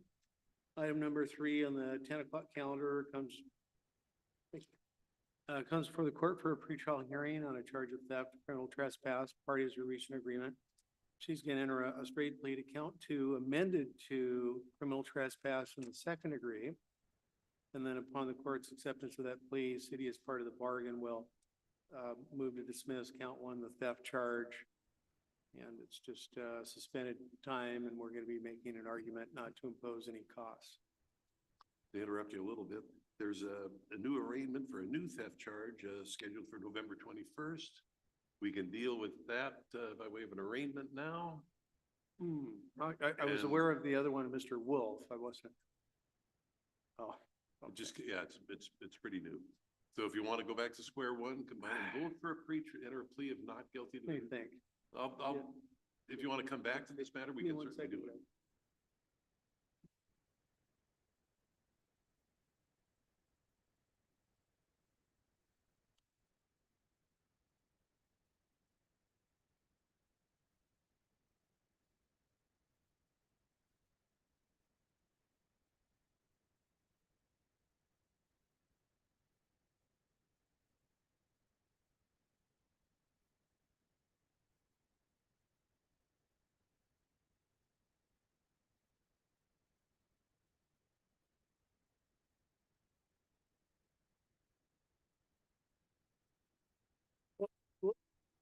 My question is, you said she's scheduled for arraignment when?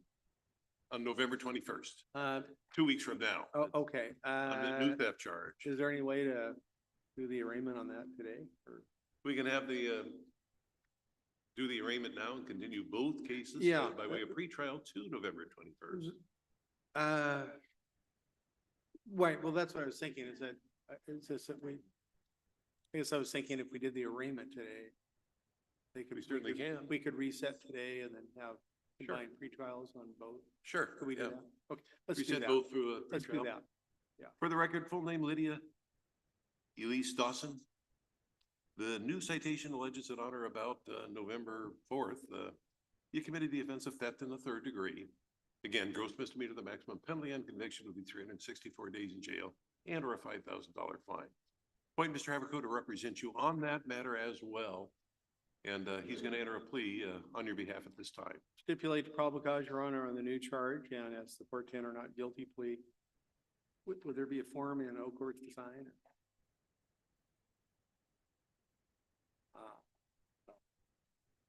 Okay.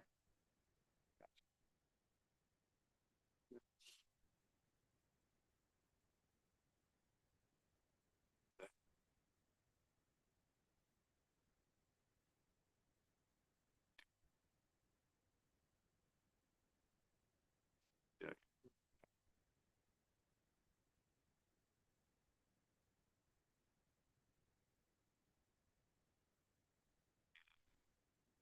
Form I has references the new citation.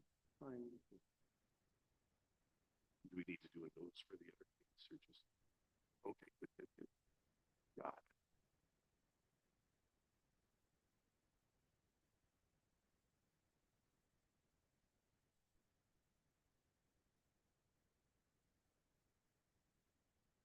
Give to me.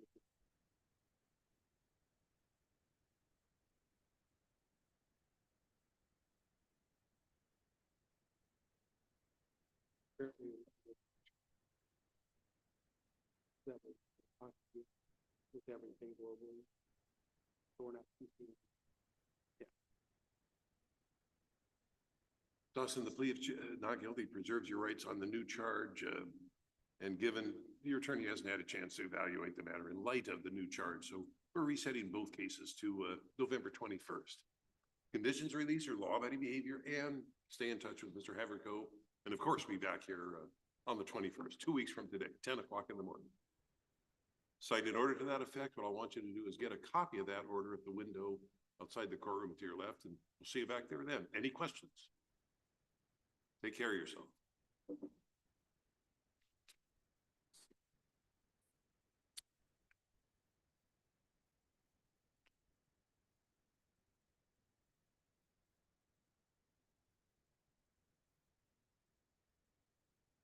That's, Mr. Wolf.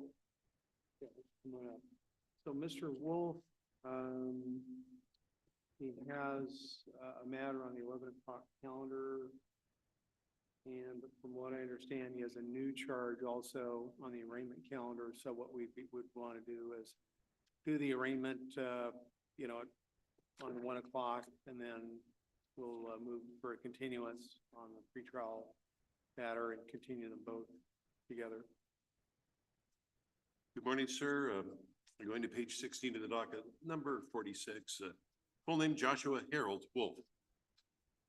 Mr. Wolf, a citation alleges that on or about November 3rd, 2024, you committed the offense of being in knowing possession of a controlled substance. That's a gross misdemeanor. The maximum penalty on conviction would be 180 days and or a $1,000 fine. I'm going to appoint Mr. Haverco to represent you on that charge as well. And he'll enter a plea on your behalf at this time. Stipulate to probable cause, Your Honor. Ask the court to enter not guilty plea. I don't see anything in the record. Okay. Gotcha. Okay. Learn something every day.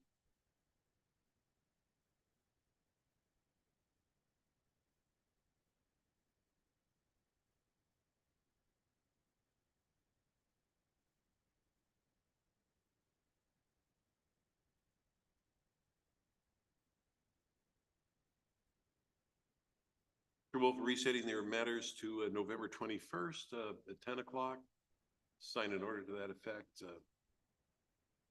Conditions of release are, law-abiding behavior, no possession or consumption of any non-prescribed drugs.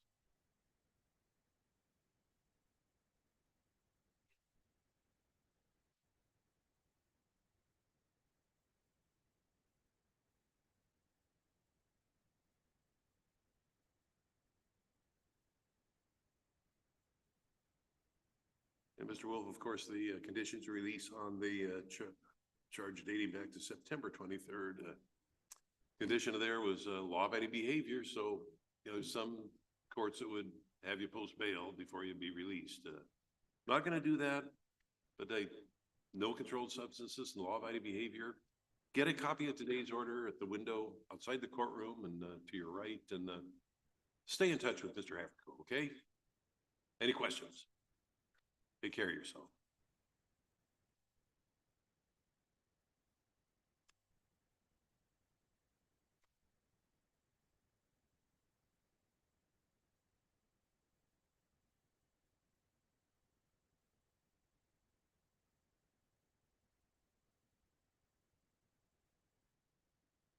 Jeffrey Pruitt on the 10 o'clock.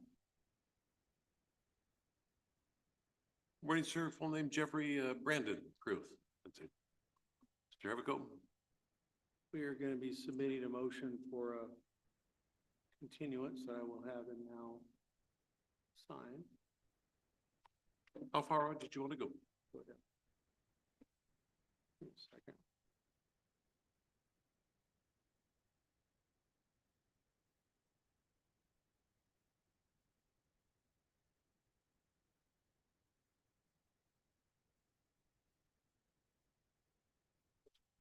He wanted 4 weeks out.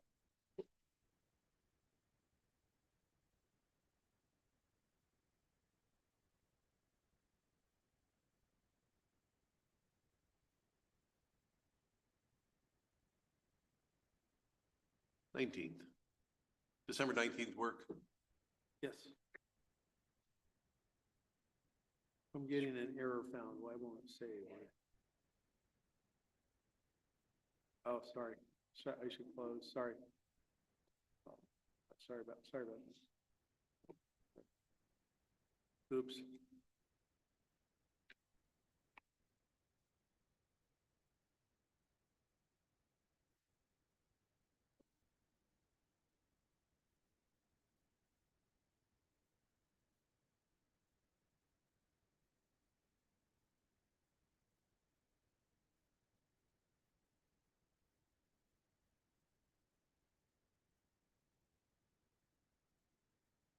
Okay. December 19th, 11 o'clock in the morning. So So before you go. Sign it.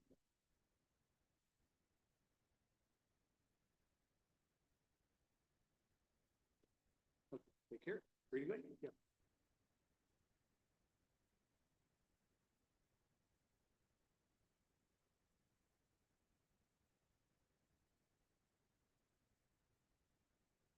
Lokalani Villegas.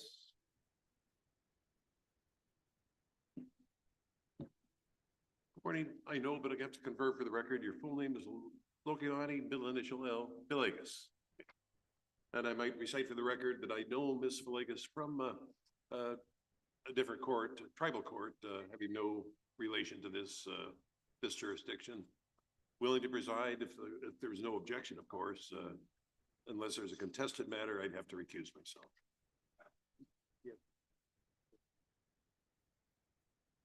Defense has no objection. The defendant does not.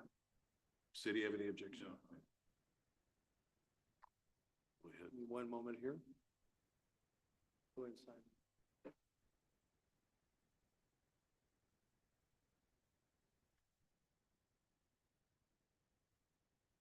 We placed a stipulated order of continuance into courts.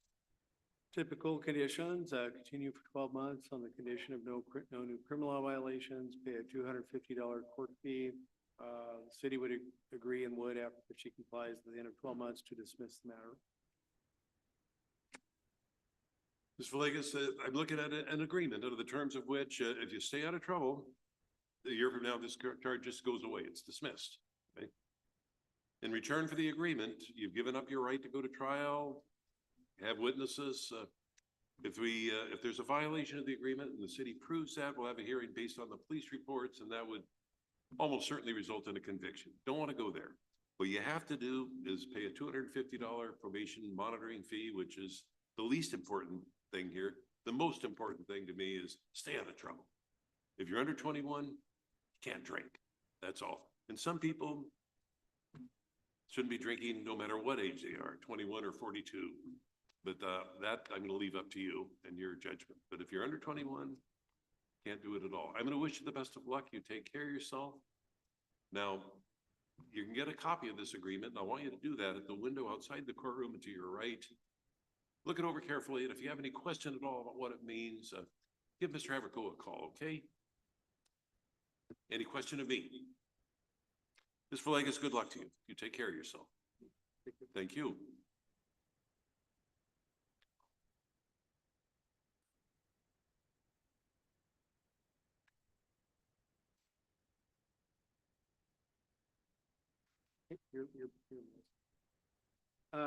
Since she's here, it's out of order, but on the 1 o'clock calendar, there's a Melissa Baker. She's scheduled for arraignment. It's a suspended driving 3rd degree. She doesn't have any other matters scheduled today, I don't believe, so. This is one of the Melissa cases- Baker? Yeah, Melissa Baker. Yeah, she might. Good morning. We'll take that matter now. Yeah. City have a motion. The charge is DWS 3rd degree. Ms. Baker, what you were charged with was a criminal offense. If you were convicted, you could go to jail for up to 90 days and up to a $1,000 fine. The city has amended the charge to a civil infraction. Civil infraction means no jail time is even possible. You don't plead guilty or not guilty to it. You admit it or deny it. If you admit it, I'm going to fine you $150. If you deny it, you're entitled to a contested hearing. Now, do you have any question about anything I just said? Do you admit or deny? $150 it is, and I'll sign a order to that effect, and you get a copy of that at the window. Now, do you know what you need to do to get your license reinstated?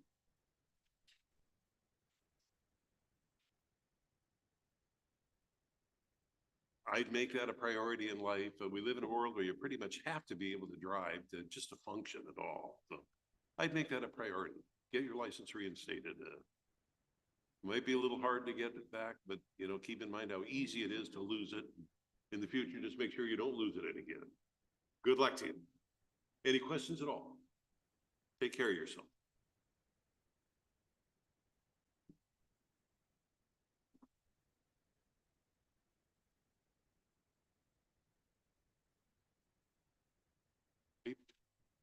The other, wait,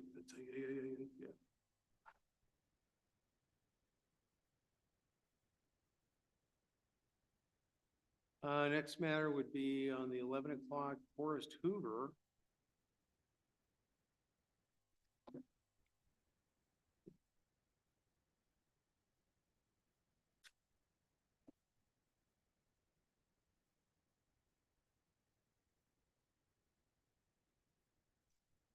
Morning, sir.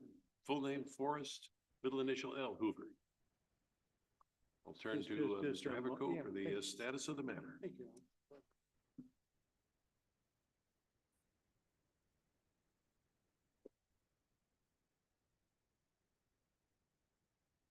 Parties have reached an agreement with the city, and we're gonna enter into a stipulated order of continuance. It's what we call a slow reckless,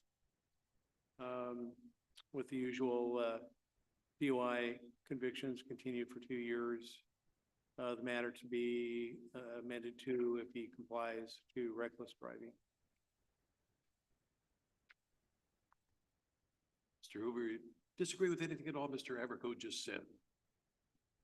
I'm looking at the stipulated order of continuance here on the screen in front of me. It's a contract between yourself and the city, under the terms of which, if you comply with the conditions over the next 2 years, the charge is reduced to a much less serious one of reckless driving. Now, if you violate this agreement, we'll come back to court and we'll have a hearing based on the police reports, and that the police reports only, and that'll result in a conviction for almost certainly DUI, which is worse in terms of impact on your record than a lot of felony charges. You have a chance here to get the charge reduced. It's up to you to take care of it. I want you to keep in mind, if you will, that driving a car is a vehicle of any kind is probably the most dangerous thing you're ever going to do. Every day we kill people on the roads this country. Any question at all? Okay. Terms A, stay out of trouble, law-abiding behavior, pay a probation fee of $990.50, which is a pretty standard fine for a first-time offender. You can pay that at the rate of $45 a month. First payment due December 7th. Now I'm going to sign off on the this agreement. And again, I want you to get a copy of it at the window outside the courtroom to your left. Read it over carefully. You may have a question or two. Having done that, I want you to give Mr. Haverco a call. Any questions to me? I want to wish you the best of luck and remind you that we either learn from the mistakes we make, and we all make them, or we're going to repeat them. I don't want you to repeat this one. Good luck to you. Here.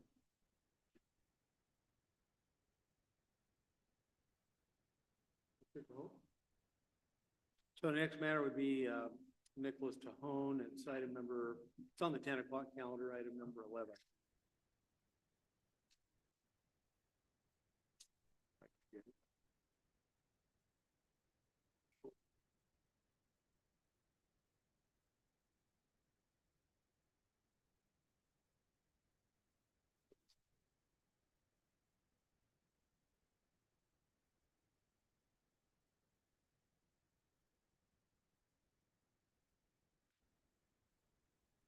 So, yeah, so we have a statement of defense on plea of guilty in Oak Courts, ready to proceed. Recommendation. And it's to one count of?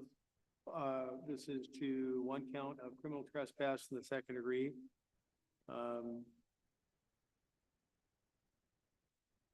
Just would add, he's not working at the moment. We're not at the sentencing phase, but I was just gonna ask the court to consider not imposing a court fee because he's currently not employed. Good morning, sir. For the record, is your full and correct, true and correct name Nicholas, middle initial A? Tahone, is that how you pronounce it? I'm looking at a statement of defendant on plea of guilty to one count of criminal trespass, second degree. Form tells me you're 39 years of age. Any issue at all reading, understanding the plea process? Gone over the plea form with your attorney? And any question you might have, was it answered? If I accept the plea, you give up the rights contained in paragraph 5, no trial, no appeal, simply a sentencing which could be up to 90 days in jail and up to a $1,000 fine. You realize it. With that in mind, as to one count of Criminal trespass, second degree, alleged to have occurred within the city of Yelm on September 2nd, 2024. How do you plead, guilty or not guilty? Do you make that plea of your own free will? Anybody make any threats or promises to you to make you plead guilty? I will find the plea to be freely, knowingly and voluntarily made, and your statement in paragraph 11 does satisfy the factual elements of the offense. Heard the recommendation is to sentence. City wish to add anything with regard, especially with regard to the matter of fine?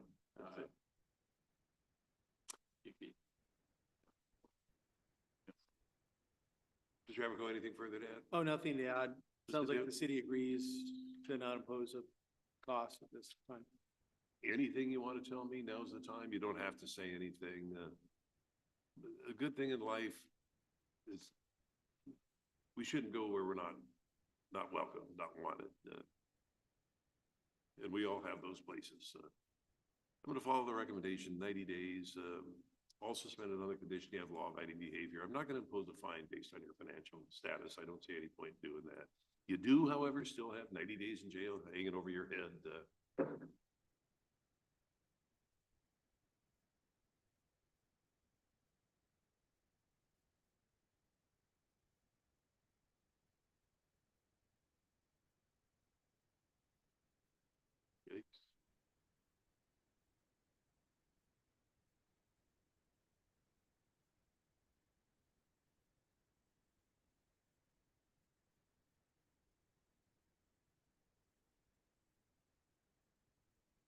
Yeah, I've now signed the order. What I want you to do is get a copy of it at the window and take care of yourself, okay? Have a good one.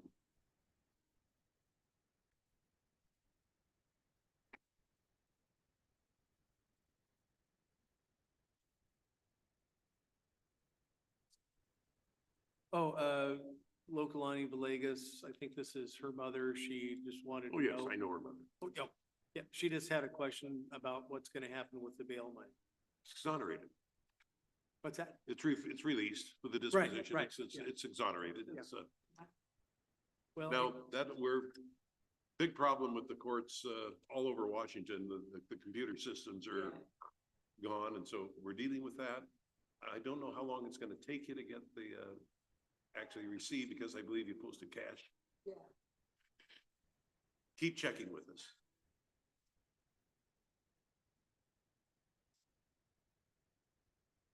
We've down an employee, and as well the system is we're back to inkwells and goose quid. Okay, yeah, we'll just keep calling back. Just check that. How much was that one? Because, we had one for this long. That So that would be in the system too. don't have access to that right now. Hey, thank you and take care.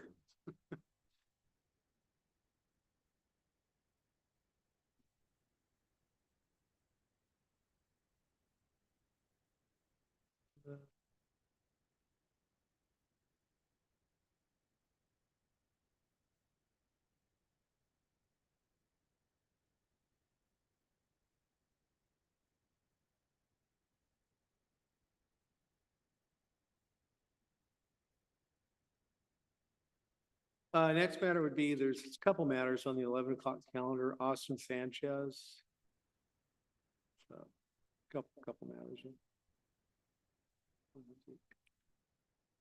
It's got, they're all the same incident, but it's a couple different cases. So we, pretrial hearing today on a DUI, no vol, a theft and obstruction.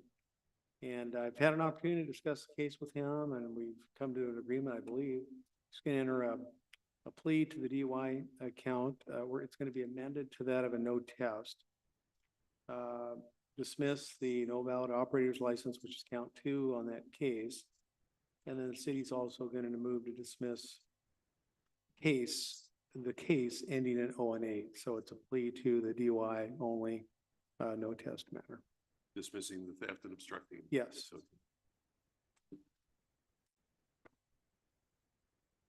Let me have him, let me just, have him sign the plea form here. Second here. Go ahead. Sign.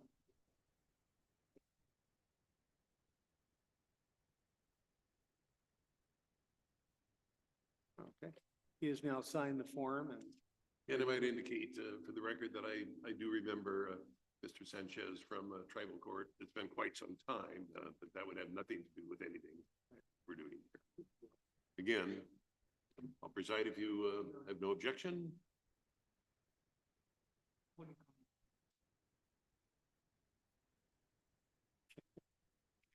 okay. He does not have a problem with Your Honor sitting on this case. City have any objection? No. It's an agreed dispo. Yeah. For the record, full name Austin, middle initial R Sanchez. I'm looking at a statement of, on plea of guilty, Mr. Sanchez, to one count of driving while under the influence of intoxicants with no test result obtained as a result of the arrest. Have you gone over the plea form with, Mr. Haverco? And if you had any question about what it meant to enter a plea of guilty to a criminal charge, was your question answered? Have no questions? How about of me? If I accept the plea, you give up the rights contained in paragraph 5, no trial, no appeal, simply a sentencing which could be up to 364 days in jail and or a $5,000 fine. Regardless of what's recommended, which, and I haven't heard the recommendation yet. You realize that? With that in mind, as to one count of driving while under the influence of intoxicants within the city of Yelm on April 27th, 2024, how do you plead guilty or not guilty? You make that plea of your own free will. Anybody make any threats or promises to you to make you plead guilty? Find the plea to be freely, knowingly, and voluntarily made, and your statement in paragraph 11 does satisfy the factual elements of the offense. Mr. Haverco, is to regard to sentence. It's basically what would be the, mandatory minimum sentence, on a no test case. I'm trying to remember, did he spend in jail a couple of days? He spent a couple of days in jail. So I think he's got credit for time served on the mandatory minimum jail, and the rest of the conditions would just be the standard DUI conditions.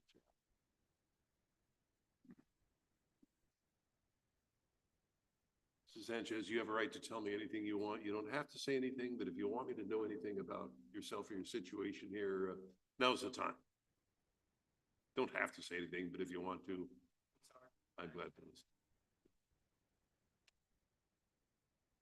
We all have to, things have to even out. We have to, we all make mistakes, and we all have to atone for them, and we all have to learn from them, because if we don't, we're going to be repeating them.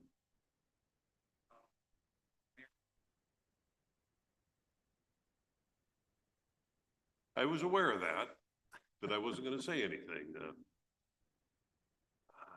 I hear the gossip as well. But I'm going to follow the recommendation. You've got responsibilities now. I don't know how many times I've heard people say, hey, I got to get out of jail because I got to take care of my dog. I got to take care of my children. I need to get back to work so I can pay my bills. And it ain't happening because it can't, because of what the rules are. You have responsibilities now, but your first responsibility is to yourself. I'm looking at them.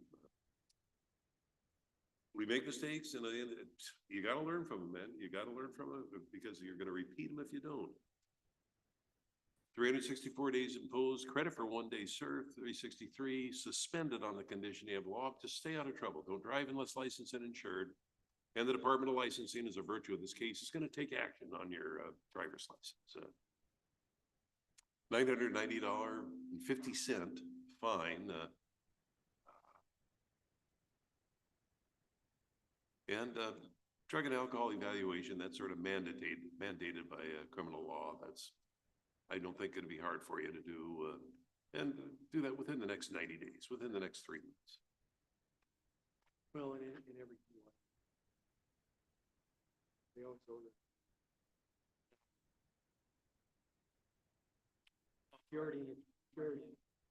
Yeah, that's okay. So, he had a question about, treatment, and generally in a DUI case, you have to get an evaluation to do treatment. Yeah. He's already in a tribal treatment program, right? So that qualifies, that's fine. Right, exactly. Just make sure we get proof of that, okay? Right, yeah. Just get copies of that to make sure either you do it or the treatment folks at the tribe. No, just send it to the court. Yeah, yeah, because Just tell Kelly what you need to do. Yeah, just tell him, it says, hey, tell him what happened and he'll know. I don't even think he'll need to tell him anything. Yeah.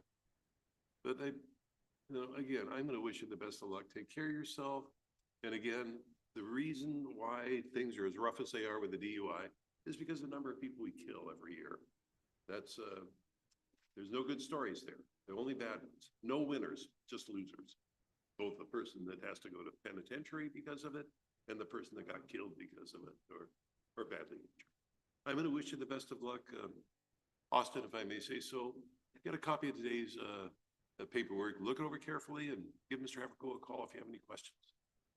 Any questions? Good luck to you, man. Take care of yourself. Thanks, Judge.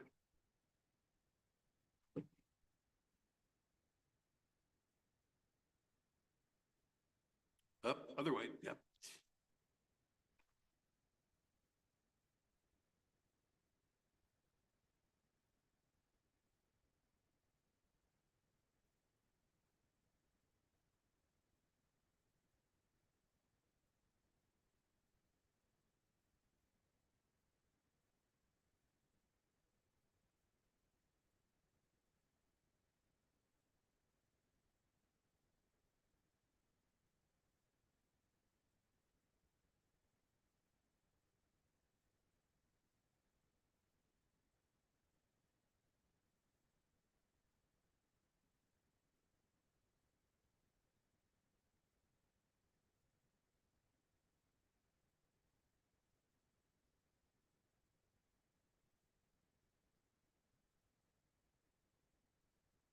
Thank you.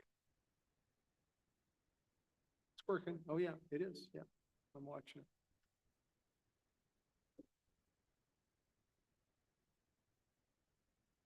Almost there.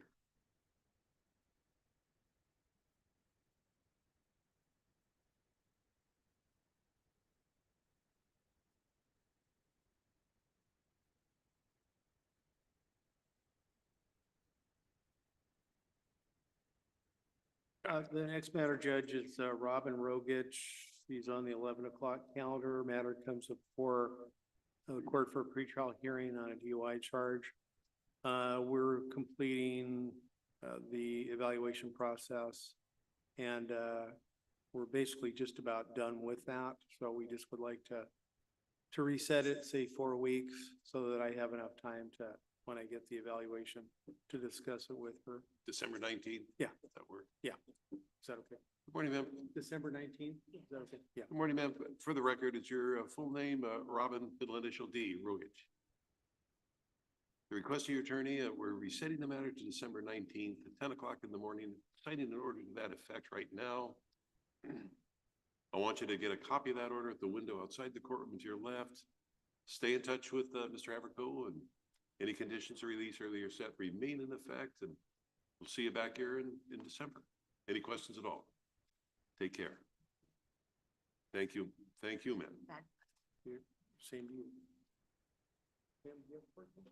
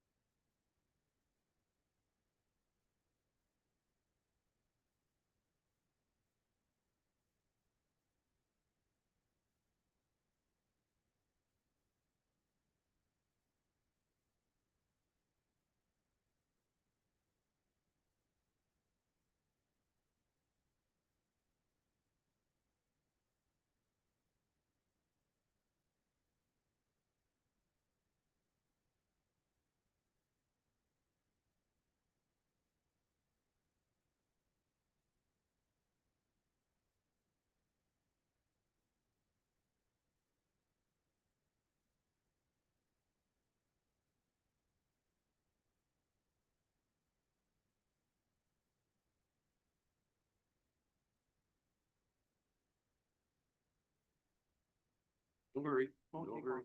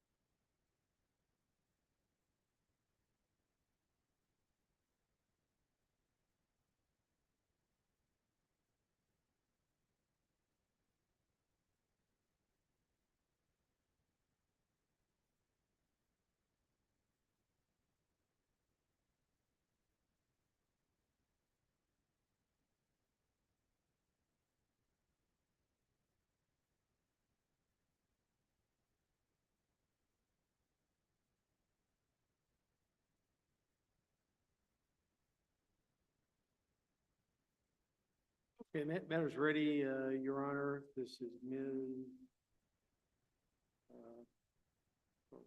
Turo, Kayla Marie Turo, on the 11 o'clock calendar. Matter comes before the court on the theft charge for a confirmation hearing. Parties have reached an agreement, that being a 12-month stipulated order of continuance, continued on the condition that she commit no new criminal law violations for 12 months, pay a $250 court fee at $25 per month, at the end of which time the city would move to dismiss.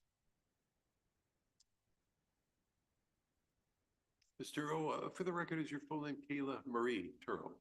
Do you disagree at all with anything Mr. Haverco just said? You've worked out an agreement under the terms of which this case will go away. It'll be dismissed if you comply with the conditions, which are pretty simple, that have been stated in the agreement. The most important one is stay out of trouble. The less important, $250 monitoring fee, $25 a month. Any issues making the payments, let us know. In return for this agreement, you've given up your right to go to trial, have witnesses, and if we have to have a hearing because the city's proven you violated the agreement, you're stuck with just a simple looking at the police report, and that'd almost certainly result in a conviction. Don't want to go there. You have a chance to have the case dismissed by agreement. It's important you take care of that and abide by the conditions. Any questions at all? Signing off on the agreement. Now, what I want you to do is get a copy of it at the window outside the courtroom to your right. Look it over carefully. Any questions at all? Give Mr. Haverco a record. Things happen in a. It'll be in the first payment. December. Yeah, that usually starts. Yeah, and it'll be in the paper. Mr. Earl, good luck to you. You take care of yourself. Thank you for your patience.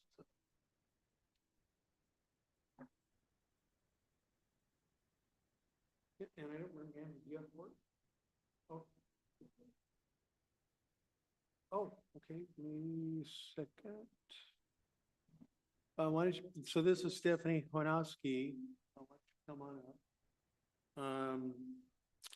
I guess this is her first appearance after previously failing to appear, so it would start speedy trial, but since it's only 11:27 and I've got the police report, maybe I could just take a Sure. break and Just chat with take a her minute. and come up with a disposition. Ms. Wanowski, it's good to see you. Thank you for appearing. It's yeah, and if Mr. Haverco is willing to do so, what we'll do is we'll address the matter today.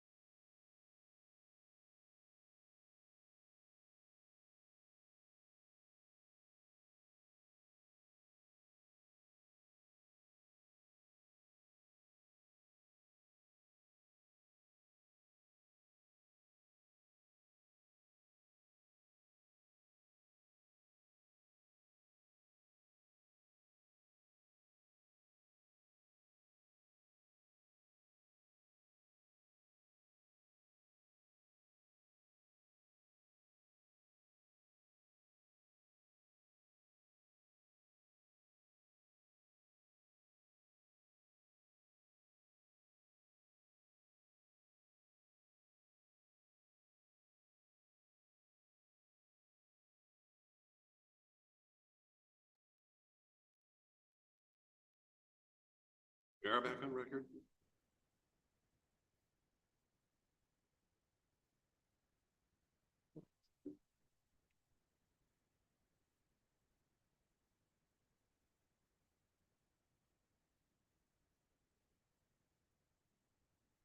So this is Swanowski, and matter comes on for the court for a pretrial hearing, criminal trespass, first degree, parties have reached an agreement.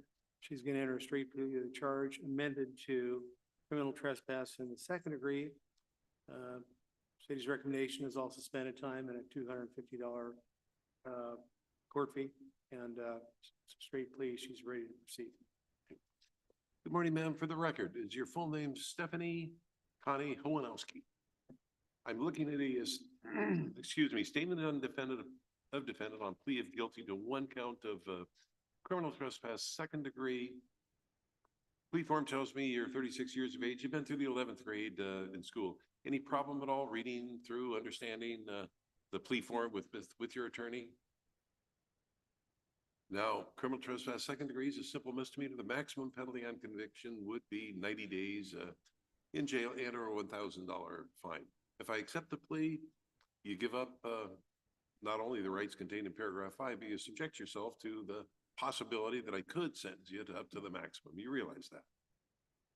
With that in mind, as to one count of criminal trespass, second degree, amended from first degree, alleged to have occurred within the city of Yelm on February 1st, 2024. How do you plead guilty or not guilty? To make that plea of your own free will. Anybody make any threats or promises to you to make you plead guilty? I will find the plea to be freely, knowingly, and voluntarily made, and your statement in paragraph 11 does satisfy the factual elements of the offense. Mr. Haverco, anything to add to the recommendation? Nothing to add, Your Honor. I would ask the court to follow it. Mr. Redfield, anything to add? Ms. Wanowski, you have the right to tell me anything you wish, you think I should know regarding the matter, or yourself. You don't have to say anything, but if you want me to know anything, now would be the time.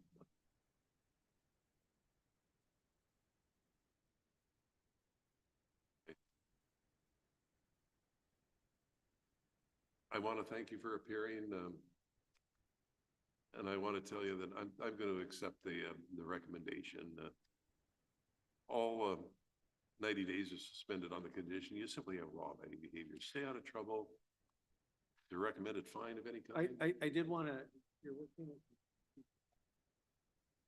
I would ask the court not to impose any costs. She doesn't have any income at the moment, and she's working with some kind of private nonprofit agency in Olympia, working on trying to get some housing. So I don't feel she's really in a position to incur, to be able to make good on a financial obligation. I'm not going to impose any fine. I think, yeah, keep in mind, 90 days is suspended on the condition, stay out of trouble. So I'm going to wish you the best of luck. Glad to have you appear for us today, and take care, get this matter taken care of. You take care of yourself. Now, what I want you to do is get a copy of today's judgment and sentence at the window outside the courtroom, and that way, this time, look it over carefully, and if you have any question at all, that's what Mr. Haverco is there to answer any questions. Give him a call. Take care of yourself. Take care.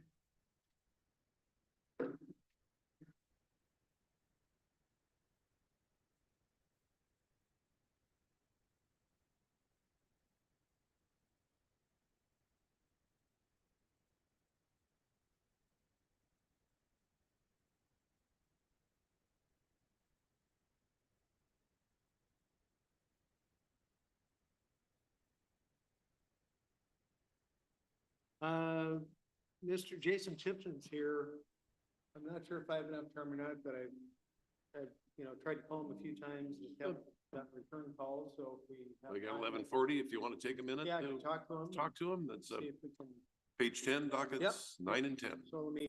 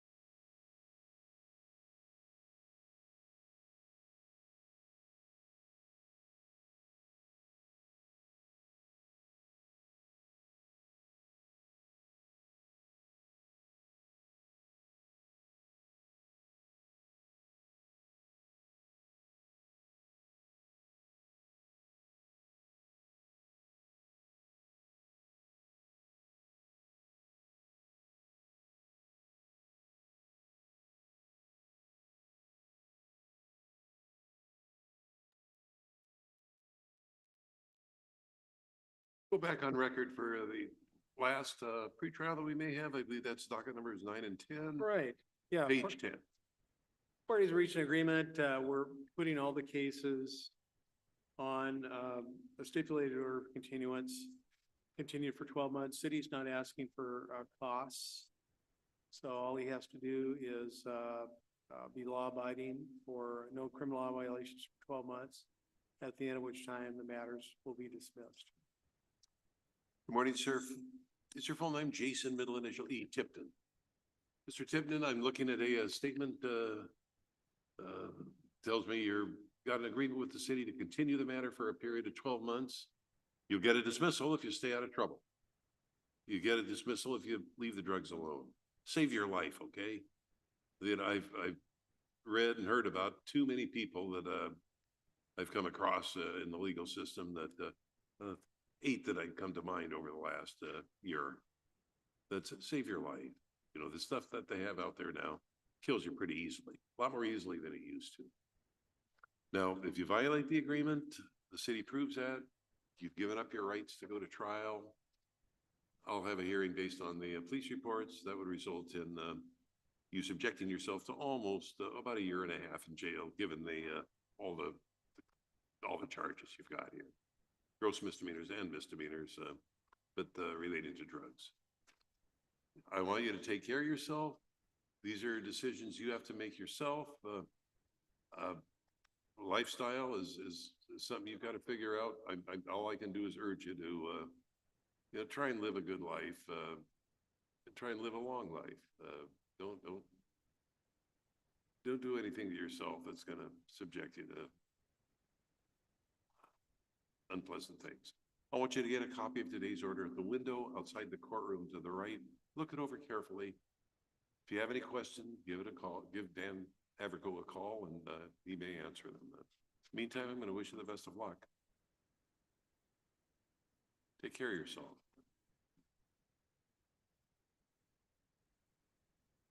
And do we have any no-shows? We do. Let's go through, as long as we're on the record, let's go through the no-shows. I think the first one I have would be number 6, page 7. It's Mr. Jose Emilio Hernandez. I think that's the fellow, if Your Honor remembers, he was having a really hard time staying awake the last time. He was kind of asleep.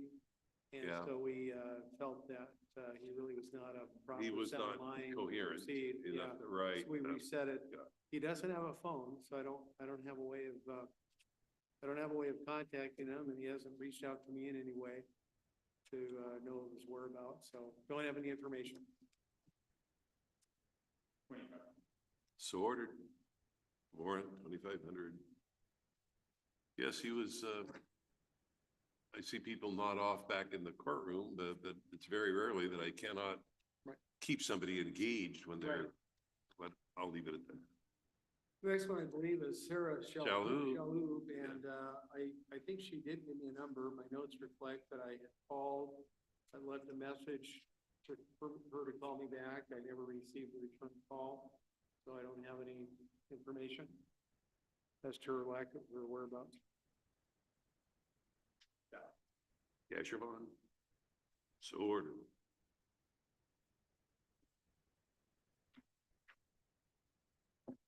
And with that, I think we can go off record unless I've missed something. Oh, on 11 o'clock, we got Paul Scott. Oh, I tried to forget that one, I think, and succeeded. Right. And, and obviously I haven't had contact this evening. The last many, I don't think he's ever had a phone. No. So I don't have any way of hearing from him. And he doesn't have any way of remembering that he has to go to court. He's a problem without a solution, as far as I can tell. Of course, he's presumed innocent on the same old charges that he's had 10 or 15 times. What we got?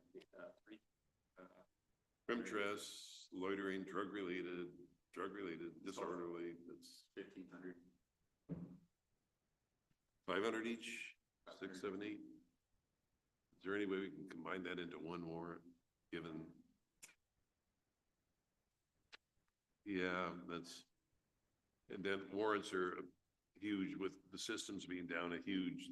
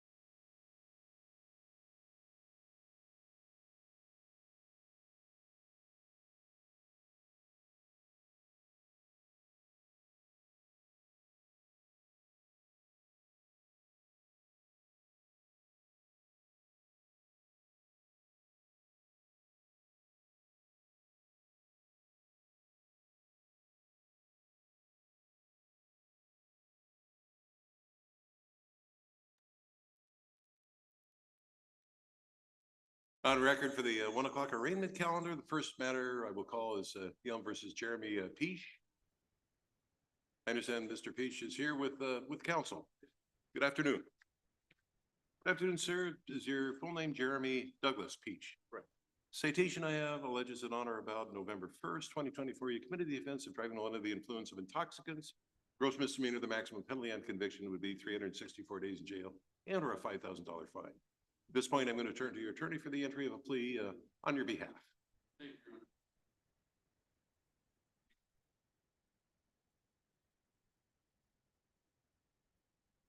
Stipulation to probable cause for purposes of this hearing only. Do you wish any further advisement or rights? Conditions of release, anything ordinary, out of the ordinary? Conditions of release, of course, are don't drive unless licensed and insured. Stay in touch with your attorney. Appear for court as directed. No drinking and driving at all. And of course, appear for court as directed.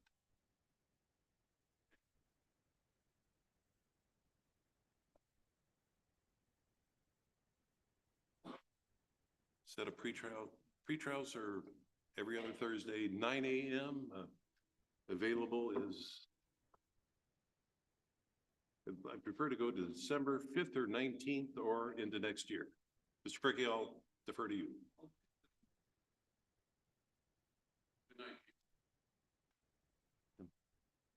Any objection to any condition?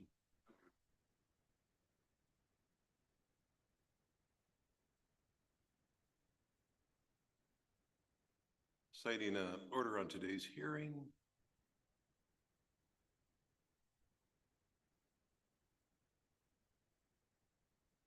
Fortunately, we still have this in course, but that isn't going to last very long, I don't think.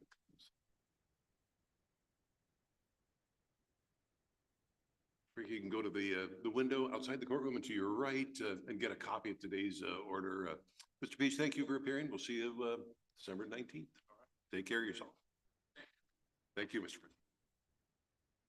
You're here for an arraignment, which is your first appearance after the issuance of a criminal citation. I will call you up one by one, but before I do that, I need to advise you, you have a right to have a lawyer represent you at all stages of any criminal proceeding. Mr. Haverco, our public defender, is here and in court.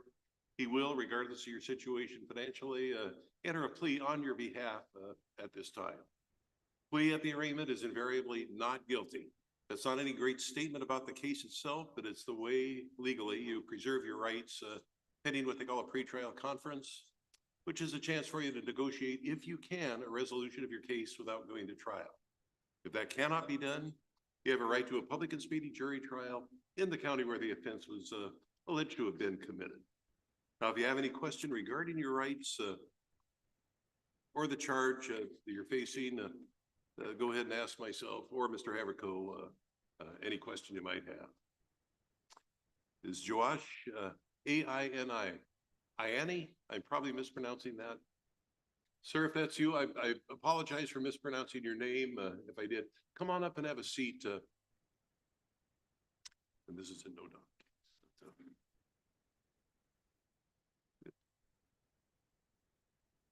Good afternoon, sir. Is your full name Josh Aney? How do you pronounce your name? I apologize for mispronouncing it. You were cited for the offense of driving while license suspended or revoked, 3rd degree. That charges a misdemeanor. The maximum penalty on conviction would be 90 days in jail and or a $1,000 fine. Now, I'm going to say something that's going to apply to a lot of other people in the court that were cited with the same thing. The city may have a motion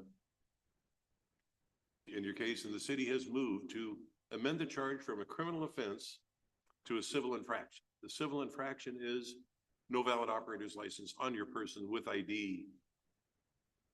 A civil infraction is something upon which I can only issue a fine. There's no possibility of any jail time. So you're not entitled to a court appointed attorney. You don't plead guilty or not guilty to a civil infraction. You admit it or deny it. Do you have any question at all about anything I just said? Do you admit or deny that you didn't have a license on your person when you were cited on November 2nd?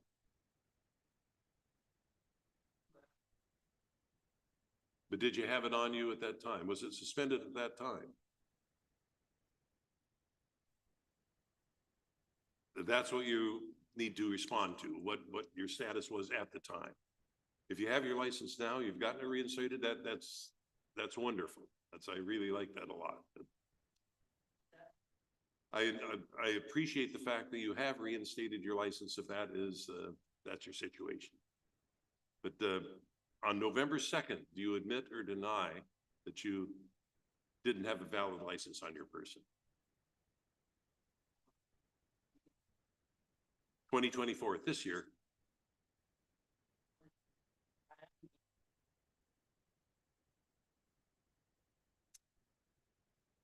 I'm gonna,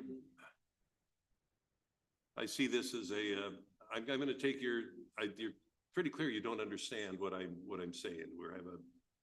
I'm gonna set you for, do you need an interpreter? What language would that be? Marshall Lee is the name of, okay.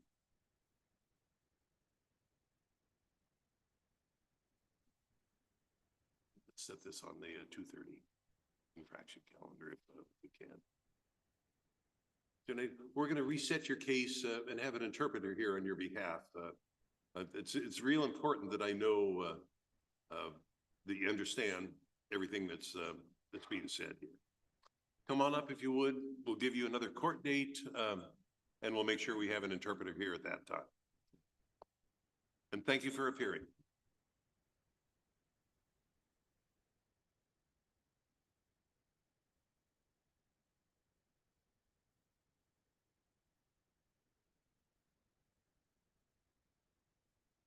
For mitigation.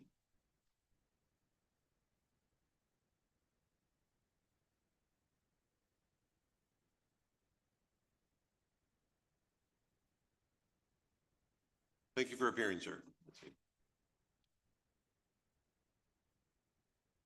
Next would be Melissa Baker. We've dealt with that one. How about Ronald Douglas Bendio? Bendio. Matthew Beyer, Beyer. Mr. Beyer, if you would come in and have a seat at the council table. Good afternoon. The citation I have alleges that on or about October 23rd, you committed the offense of driving a license suspended or revoked in the 3rd degree. That's a criminal offense. Maximum penalty on conviction to be 90 days in jail and or a $1,000 fine. City may have a motion on that case. The city has moved to reduce the charge to a civil infraction from a criminal offense. Civil infraction, there's no possibility of any jail time. If you admit that you committed the infraction, I'll impose a fine, ordinarily in the amount of $150. If you deny that you committed the infraction, we set your case for a contested hearing at a later date. Any question about anything I just said? You admit or deny that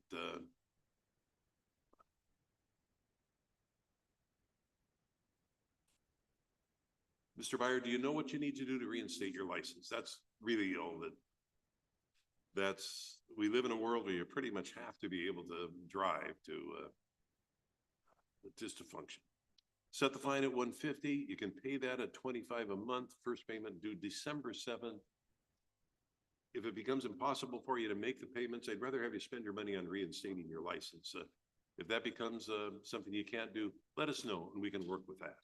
No problem. But I am going to encourage you to don't give up on getting your license back, okay? Signing an order, setting the fine. And I want everybody to do this. When you leave the courtroom, there'll be an order reflecting what happened here today. Go to the right as you exit the courtroom and go to the window at the end of the hall and ask for a copy of your paperwork and it'll be given to you. Mr. Beyer, good luck to you. You take care. You have a good day. Don't forget to get the paperwork.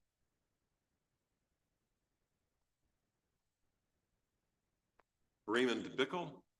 Raymond Bickle in the courtroom. Now, a number of people aren't going to answer. At the end of the calendar, when I've talked to everybody, I'll go back over the cases for the non-appearing people, and if there was probable cause to issue the criminal offense, I'll issue a warrant for the arrest of the person. You've saved yourself a warrant by just showing up today, and for that, I thank you. Is by any chance, James Blake here? James Blake? Does not answer.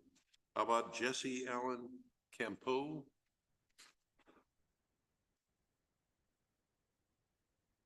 Michael Cantrell?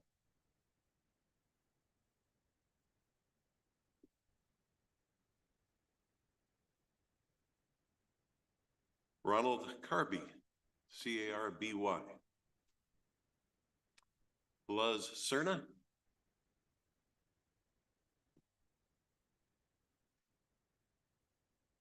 Good afternoon, ma'am. Is your full name Luz, middle initial N, M Cerna? Citation alleges that on or about October 19th, 2024, you committed the offense of making a false statement to a public servant. That's a misdemeanor. Maximum penalty on conviction to be 90 days in jail and or a $1,000 fine. I'm going to appoint Mr. Haverco to represent you in this matter, and he's going to enter a plea on your behalf at this time. Stipulate the probable cause, Your Honor, ask the clerk to enter a not guilty plea. Cerna plea of not guilty is entered on your behalf. Conditions of release are, and I'll ask everybody to do the same thing. What I want you to do at some point is exchange contact information with Mr. Haverco. You need to be able to get a hold of him. That information will be in the paperwork you receive, and he likewise needs to get a hold of you. So if you have a phone number, you can leave him. Perfect. December 5th, 11 a.m. Cerna is the date of your pretrial. Conditions of release, of course, are law-abiding behavior, and that would include don't drive unless licensed and insured.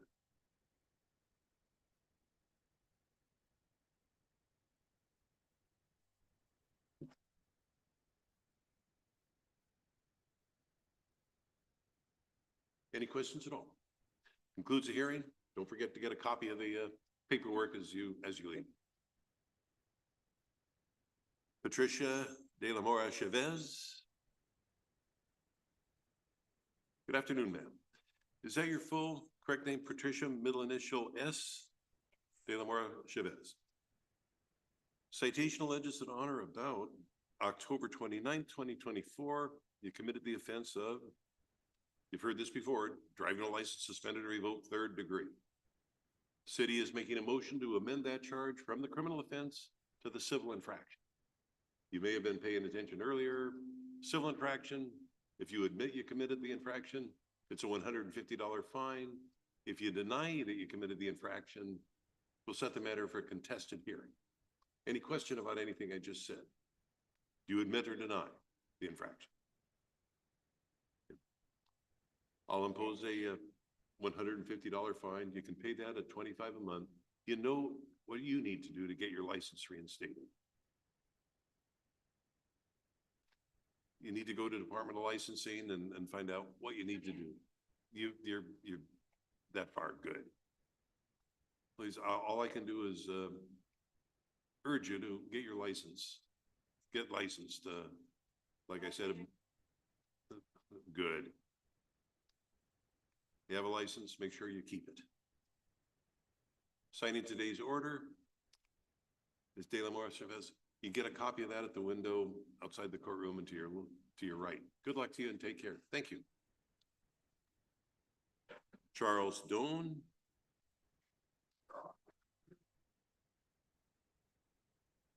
We're all guilty of something. But... Good afternoon, sir. Is your full name Charles Alvin Doan? Your citation alleges that on about November 3rd, 2024, you committed the offense of driving a license suspended or revoked 2nd degree. That charge is a gross misdemeanor. The maximum penalty on conviction for that would be 364 days in jail and or a $5,000 fine. I'm going to appoint Mr. Haverco to represent you. He's going to enter a plea on your behalf. Stipulate the probable cause, Your Honor, ask the court to enter a not guilty plea. Mr. Doan, a plea of not guilty preserves your rights. We're going to set the matter for a pretrial. I want you to give Mr. Haverco your contact information, phone number.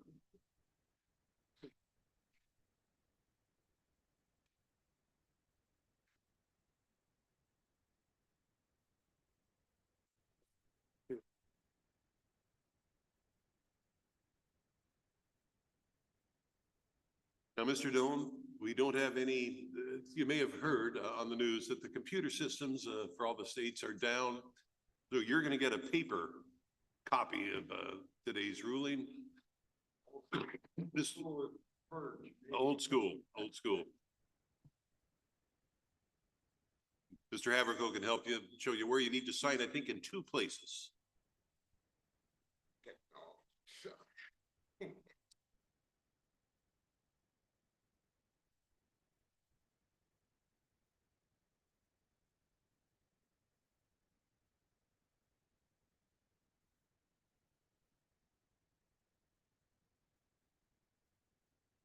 Mr. Doan, the important thing here is I'd like to see people get relicensed. So if your license is an issue, talk to Mr. Haverco about that and do what you can to get it reinstated.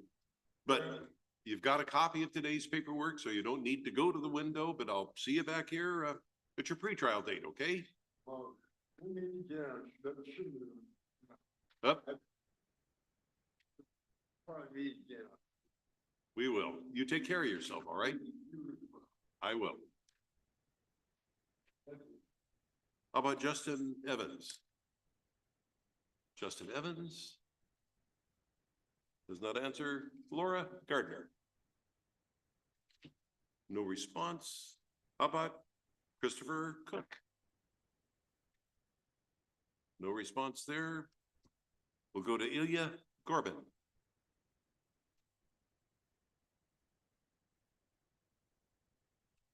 James Haas, Haas. How about Richard Barabanoff? If I mispronounce your name, sir, I apologize.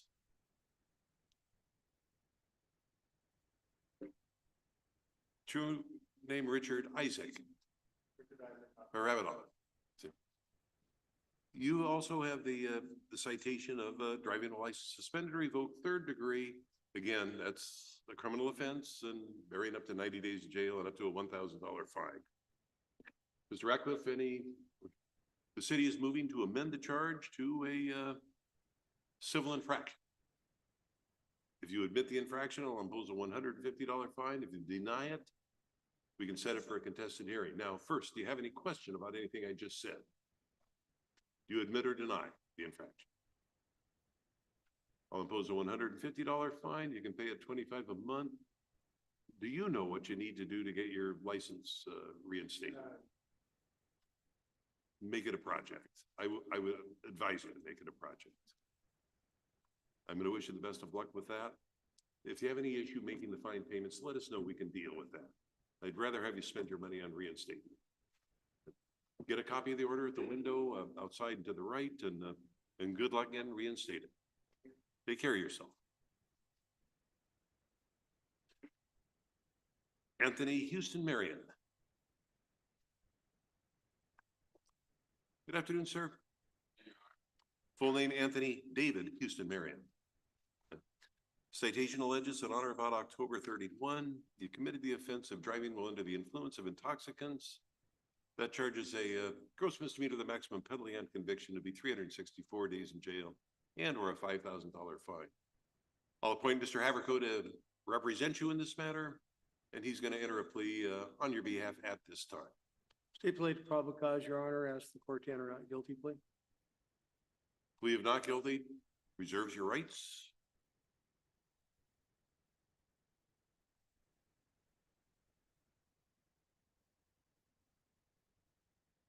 Going to set a pretrial for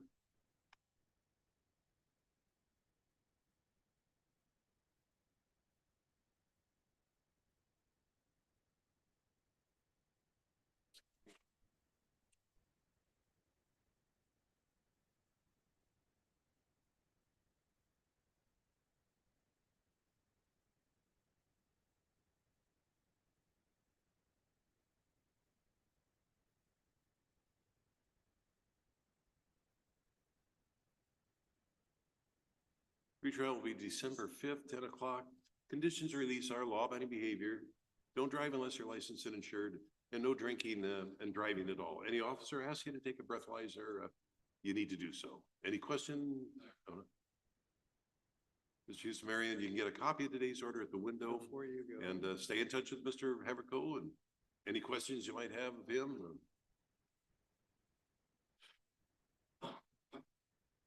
Yep.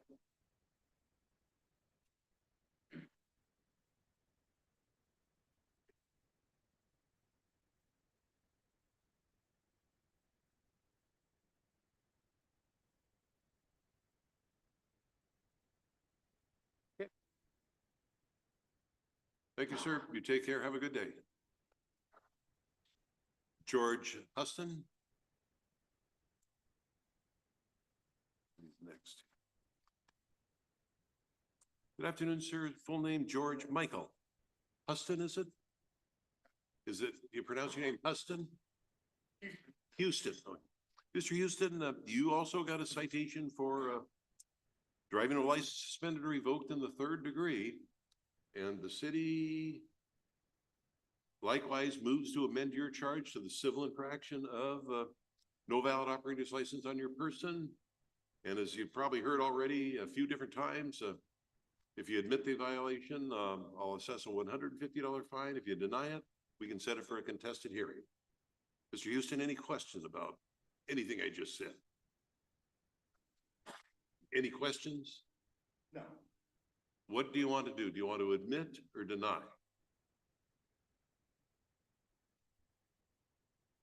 Pardon? What's gonna be? Well, that's your choice. If you admit, Mr. Houston, that you committed the infraction, I'll assess a $150 fine. If you think you didn't do anything wrong, you had all your papers in order, I'll take that as an admission. Set the fine at $150. You can pay that at the rate of $25 a month. Do you know what you need to do to get your license reinstated? Yeah. I'd make that a project. It takes time. It takes money. Mr. Houston, good luck to you. Come on up. Oh, no, remain seated.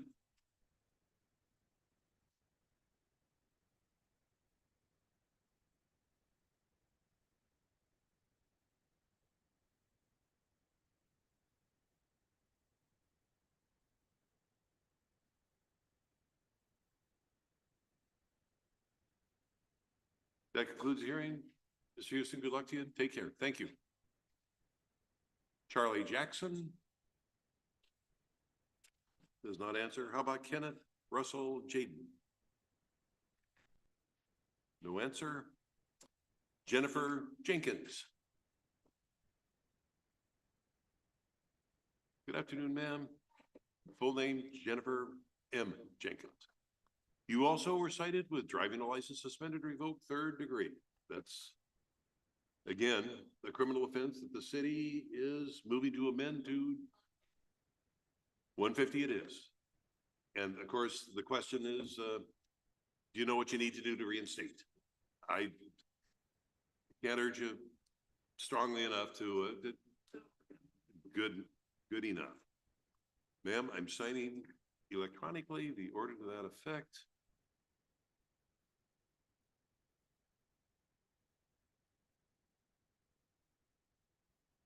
What I want you to do is get a copy of the order. And if you have a problem making the fine payments, let us know. We can deal with that. Thank you, ma'am. Take care.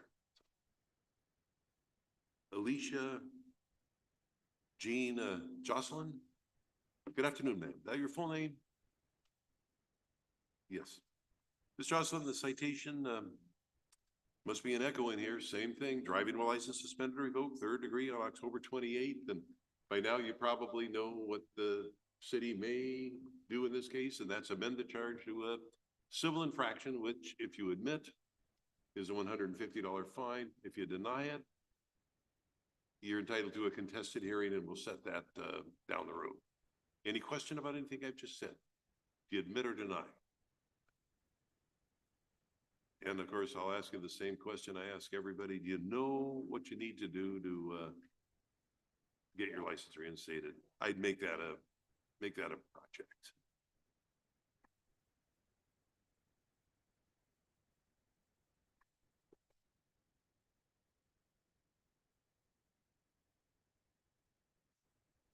If you want to, you can.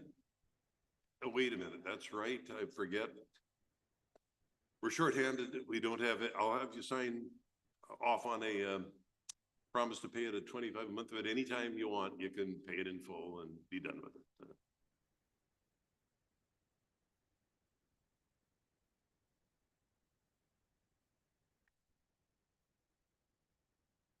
Jocelyn, I wish you the best of luck. You take care of yourself and you have a good day.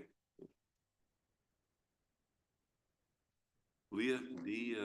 Kalune, or Kalune, Kalune. That's all I have.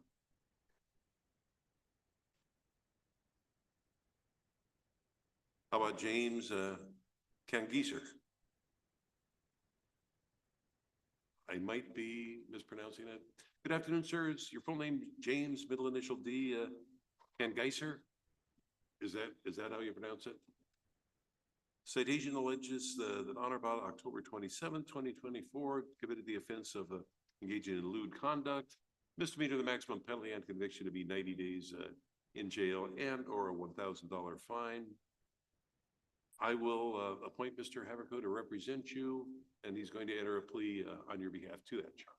Stipulated probable cause, Your Honor, ask the court to enter a not guilty plea. Plea of not guilty does preserve your rights. The pretrial will be December 5th at 10 a.m. Condition of release is law-abiding behavior.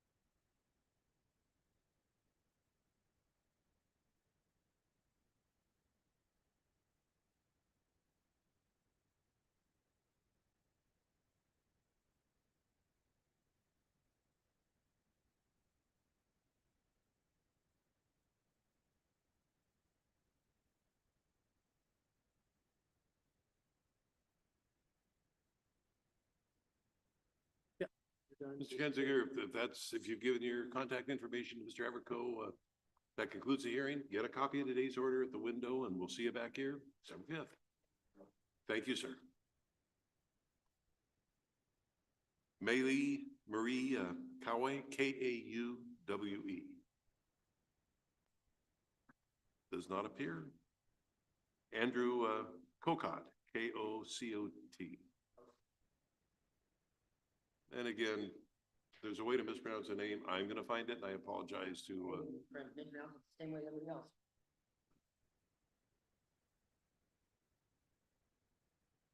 Mr. Good. You were also cited for driving a license suspended or revoked, 3rd degree. The city does amend the charge to no valid operator's license. And you probably know the drill by now. If you admit that, I'll impose a $150 fine. If you deny it, we'll set it for a contested hearing. What do you want to do? I'll assess a $150 fine and ask you, you know what you need to do to get relicensed? Make it a project. Likewise, this is a new citation, so we don't have anything in the computer. We're going to have to deal with the old-fashioned way of doing it, and that's paper.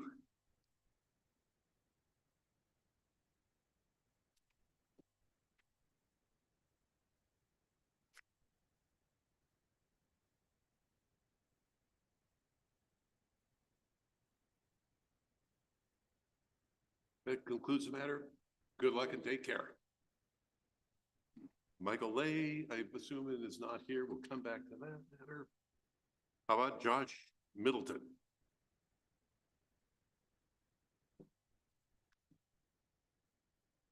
Good afternoon, sir. Is it Joshua Zebediah Middleton?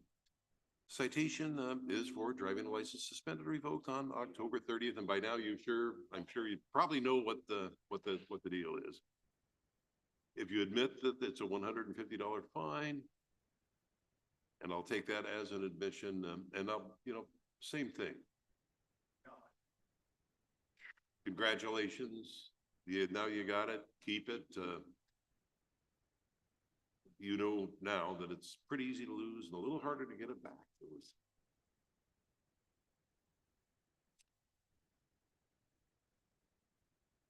Signed the order. Mr. Middleton, go ahead and get a copy of that. And if you have any issue making the fine payments, let us know and we can deal with that. Take care of yourself.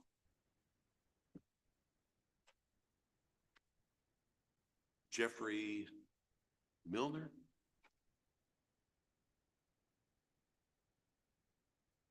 Good afternoon, sir.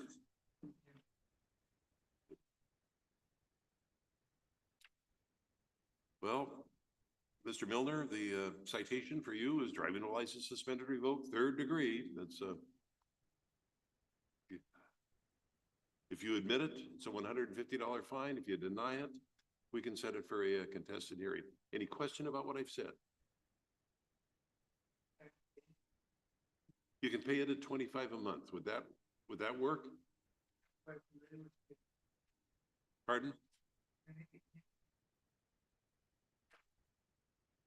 Yeah, go ahead. Yes, well, that'll be fine. Do you know what you need to do to reinstate your license? Are you working on that?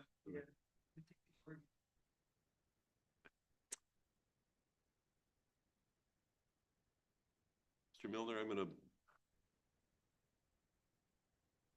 sign the necessary order.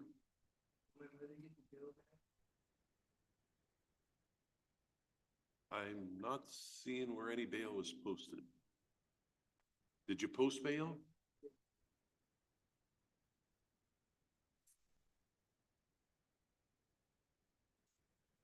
Was it a bond or? Yeah.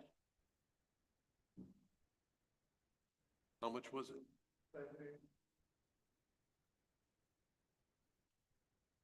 You can post 500 bail, but you can't pay 25 a month.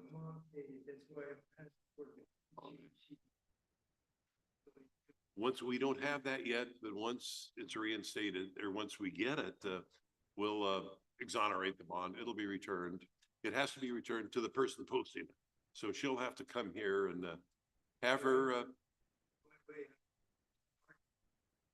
Oh, it can be mailed. It can be mailed. Right. Ms. Miller, do you know what you need to do to relicense? You've already told me you do. No, please get relicensed. That's. It's hard to do much of anything unless you have a license so you can get to work or any appointment you might have.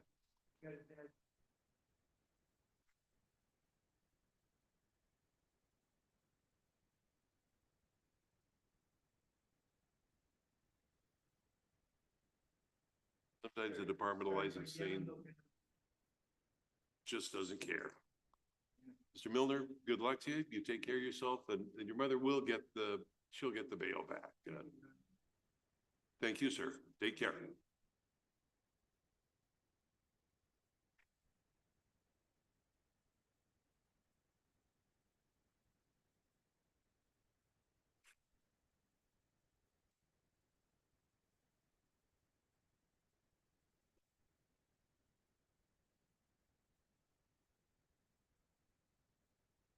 Jeffrey Quichocho, I'm just guessing at that. Quichocho. Doesn't matter. How about Seth Rome? Aaron Troy Schroeder? Does not answer. How about Christopher Ron?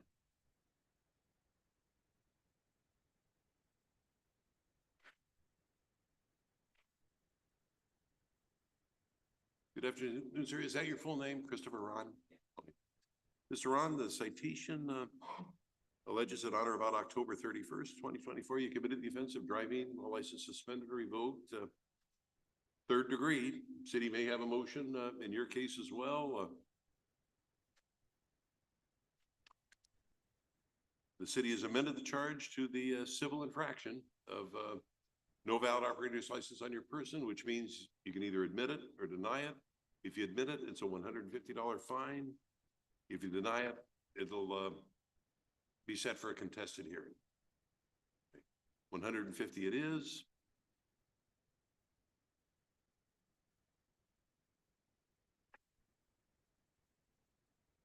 We're gonna have to.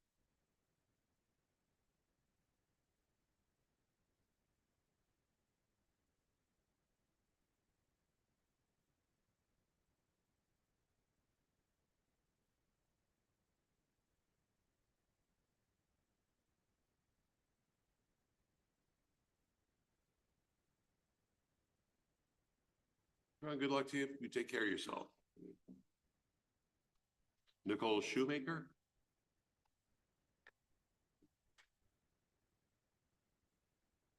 Good afternoon, ma'am. Is your full name Nicole, middle initial A, Shoemaker? Citation alleges that on or about September 18th, 2024, you committed the offenses of theft in the third degree and knowing possession of a controlled substance. Both of those are gross misdemeanors. For the first one, the max penalty upon conviction to be 364 days in jail and or a $5,000 fine. For controlled substance, the max penalty on first offense is 180 days in jail and or a $1,000 fine. I'm going to appoint Mr. Haverco to enter a plea on your behalf, and he's going to represent you in this matter. Stipulated probable cause, Your Honor, ask the court to enter not guilty, please. Shoemaker, a plea of not guilty preserves your rights pending a pretrial. I want you to give contact information to Mr. Haverco, and your pretrial will be December 5th.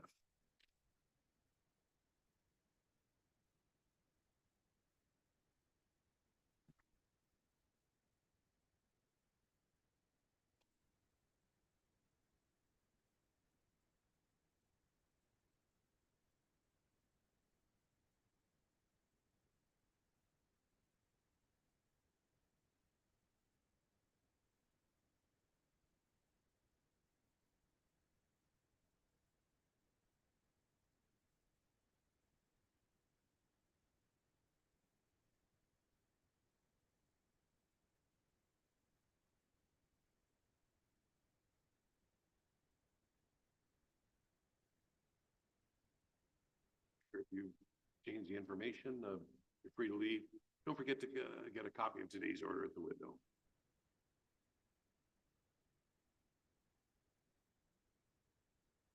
Randy Paul Skegan?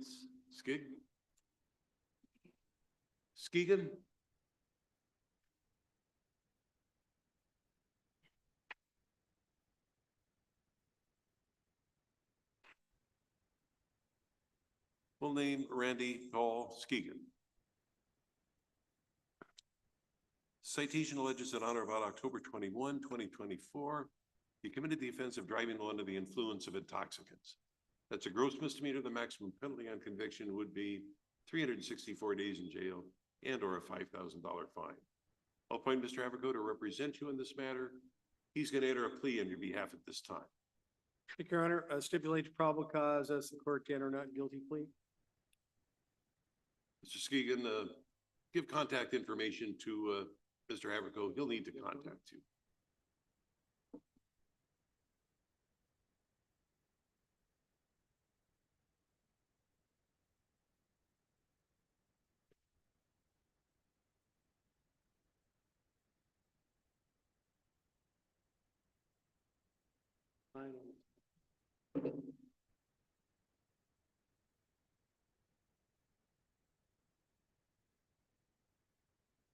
Conditions of release are don't drive unless licensed and insured, don't drink and drive at all, and any officer asks you to take a breathalyzer, you're to do so. Yeah, it's good. Any questions, sir? Yeah, just stop. at the Any window questions? Before you go, and they'll print out the paperwork from today. Spoke to the police with them. It'll be in the paperwork. Mr. Skegan, I want you to go to the window outside the courtroom and at the end of the hallway there, get a copy of today's order and stay in touch with Mr. Haverco, okay? Hey, thank you. And you as well. Devin Steele.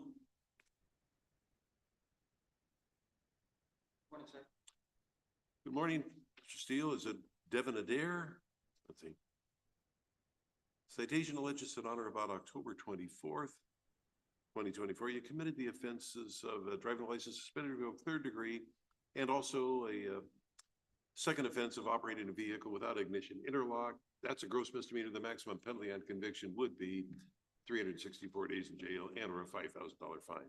As you know by now, DWS third is a simple misdemeanor. Maximum on conviction for that would be 90 days and or 1,000. I'm going to appoint Mr. Havercoat to enter a plea on your behalf and represent you in this matter.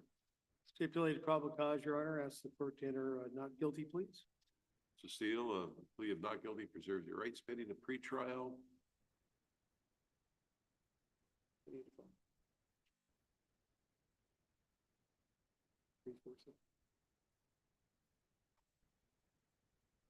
Okay. What's the last one?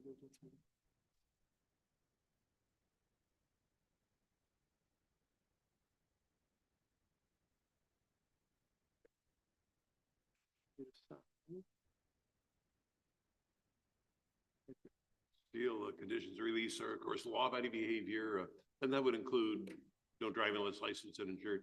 And if you're required to have ignition interlock, you should have. Perfect. That being concluding the hearing, go ahead and get a copy of today's order at the window outside and do the right. And we'll see you back here December 5th, 11 o'clock in the morning. Take care of yourself.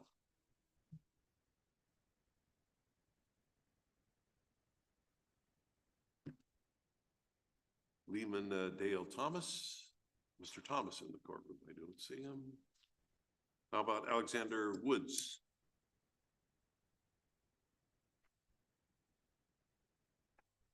Good afternoon, Mr. Woods.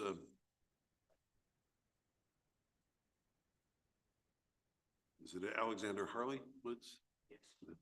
Citation is for driving a license suspended or revoked third degree. City may well have a motion in that with regard to that case. That they do. The charge is now the civil infraction of no valid operator's license on your person. And you probably realize by now that if you admit that, it's a $150 fine. If you deny it, it's a contested hearing set at a later date. Any questions? What would you like to do? We'll set it at 150. And again, do you know what you need to do to get your license reinstated? Make it a project. Signing the order.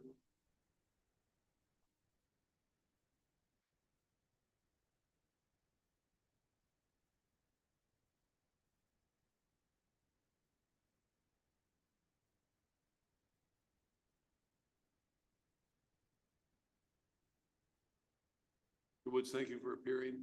Take care of yourself and get a copy of today's order. Tay Young.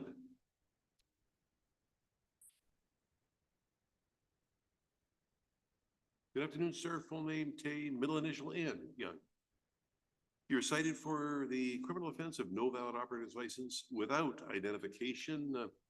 That's a simple misdemeanor. The maximum on conviction would be 90 and or 1,000.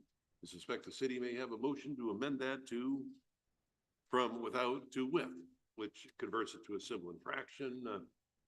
And if you admit the infraction, it's a $150 fine. If you deny it, we can set it for a contested hearing. Any question about it? Set the fine at 150. Do you have a license or can you get one? At least I would get an ID card. It's not every court amends the charge, so I get an ID card, so you at least have identification on you. That'll save you the problem of maybe having to get a criminal conviction. Signing the order, setting the fine at this time. Mr. Young, there's a problem making the fine payments. Let us know and we can certainly deal with that. In the meantime, get a copy of the order and you take care. Good luck. You take care.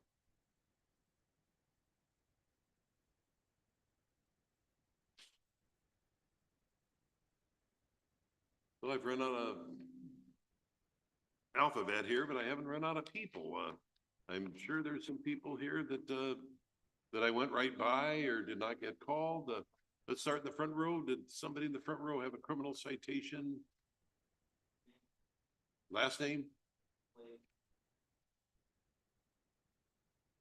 Yes, James Michael Blake. That's you. Come on up and have a seat at the council table if you would.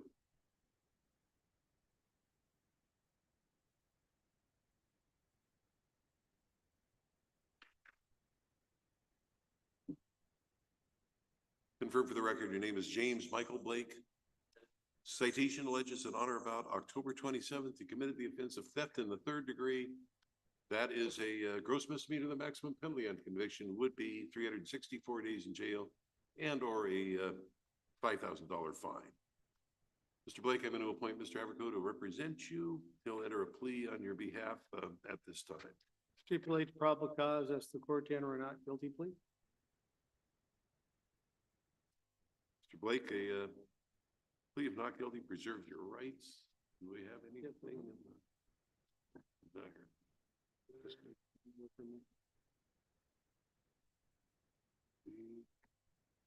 Whereabouts?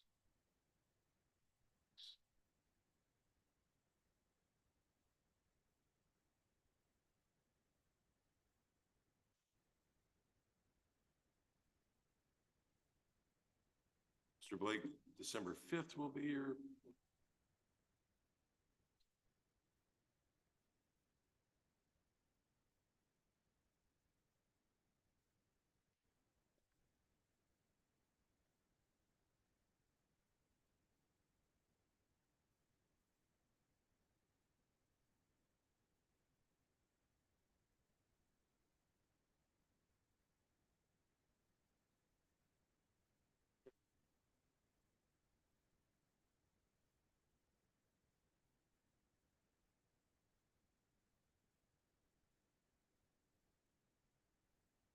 So before you go, take a right turn, go to the police station window, and they'll give you printed out copies of today's order and report them. Mr. Blake, any questions? Don't forget to get a copy of today's order. Good luck to you. Take care. See you back here in December. And let's go to the second row, sir. Last name?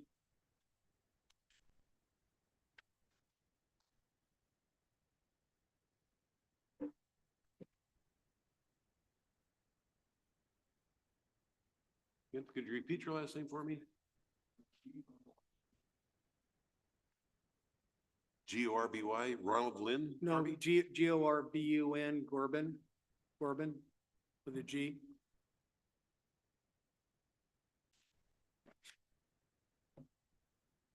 Ilya Nikolaevich. Let's see. Mr. Garvin, you were cited for 2 things. One, criminal offense of failure to transfer title within 45 days. That is in the state of Washington a criminal offense, and the city may move to amend that to expired tabs. Expired tabs is a civil infraction, no criminal offense there. It's something I could impose a fine for.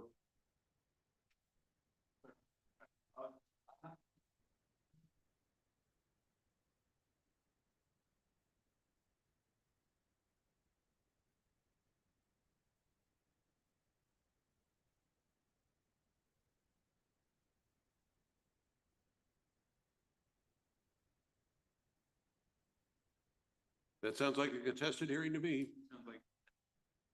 We'll set it for a contested hearing. That'll have to take place at a later date. Mr. Corbin, no problem. Yes, we can calendar that right along with. We can deal with that at a later date as well. Yeah, that's not going to fall through the cracks. We'll certainly protect you on that.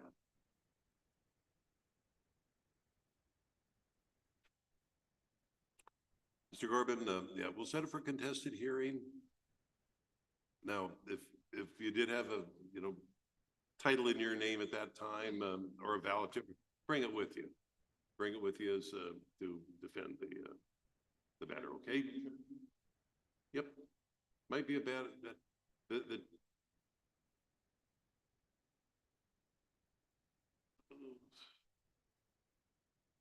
I'm not gonna say anything, further. December 5th, 2:30 in the afternoon is your, next court date. Mr. Garvin, we'll see you back there, back here then. Any questions at all? Hey, good luck to you. Take care. And get a copy of the order. That way.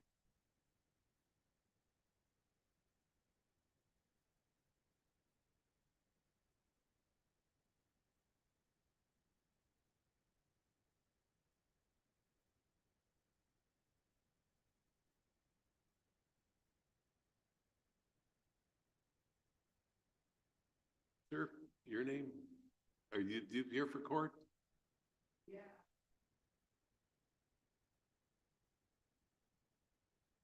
Oh, he was already here. Yeah.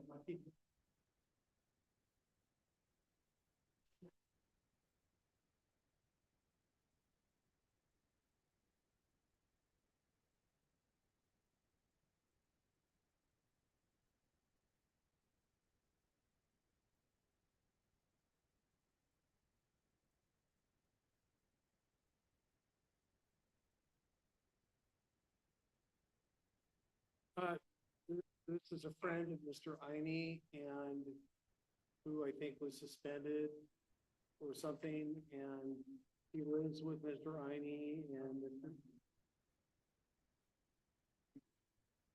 you give him a ride.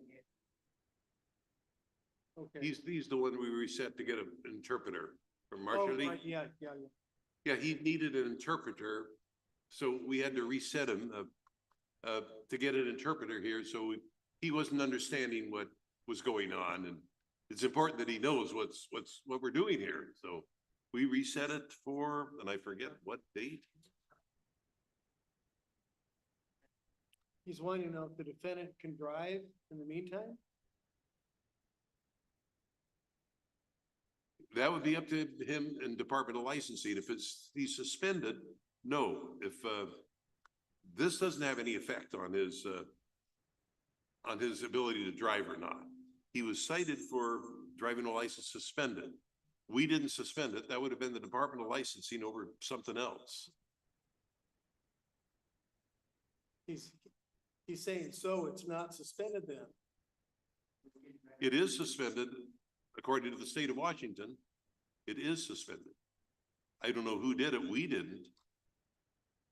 Yeah, he was cited for driving without insurance and without a valid license. I don't know why his license was suspended. You'd have to ask him.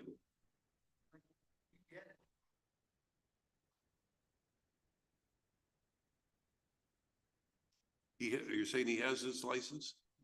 Well, just because he has the physical license doesn't mean that it isn't suspended. It could be suspended. Yeah, if they suspend your license for not paying, you may already have a license. And if you get a ticket and then you don't pay it, they'll send you a letter saying, we're suspending your license. Which means even though you have the plastic license, it's suspended.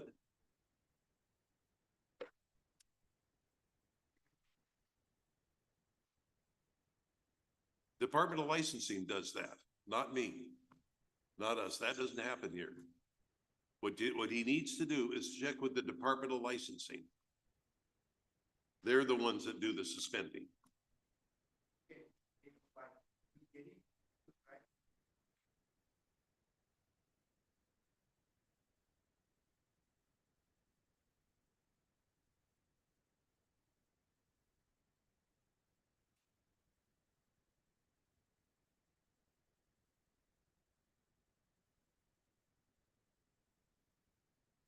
It's what they call a financial responsibility suspension. He got in an accident or did something to where he owes some money to somebody. When that happens and you don't have insurance, they suspend your license. And so that's where he is now. He has to work out a settlement of of whatever the financial problem is, whatever the money problem is. Hopefully that answers your questions. Good luck. Thank you, sir. Take care. Ma'am? Oh, okay. That was, sir? Last name is?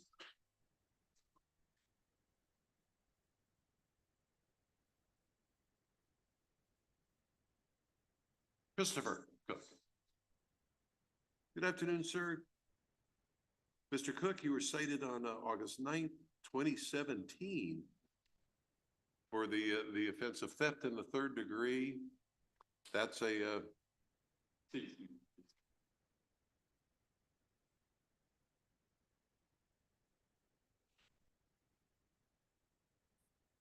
Cook, the city is moving to dismiss, case does have a little dust on it, I would say, was it in, what brings you in here this late date anyway? You know?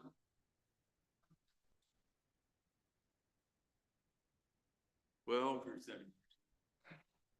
is it this in warrant status by any chance? Okay.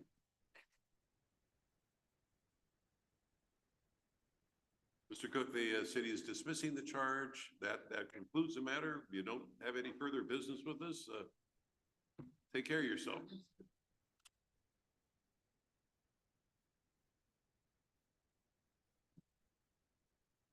Pardon? Ms. Gardner? Laura Marie Gardner. Come on up and have a seat.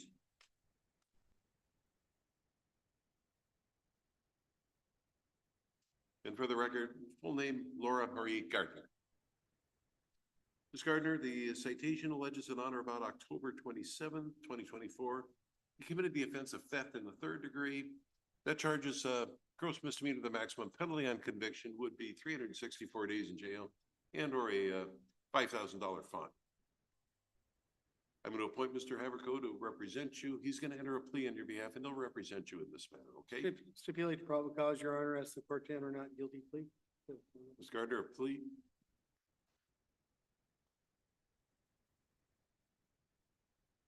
Okay.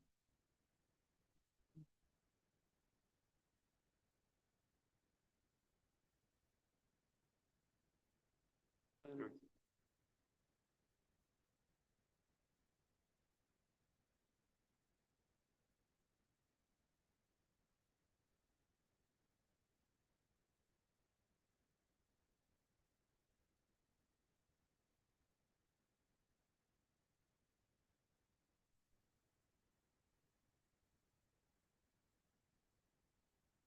Your Honor, that concludes the matter. Your pretrial is set for December 3rd. Conditions of release are almost law-abiding behavior. Go ahead and get a copy of today's order at the window outside the courtroom to your right. We'll see you back here December 5th. Any questions? Good luck. Take care.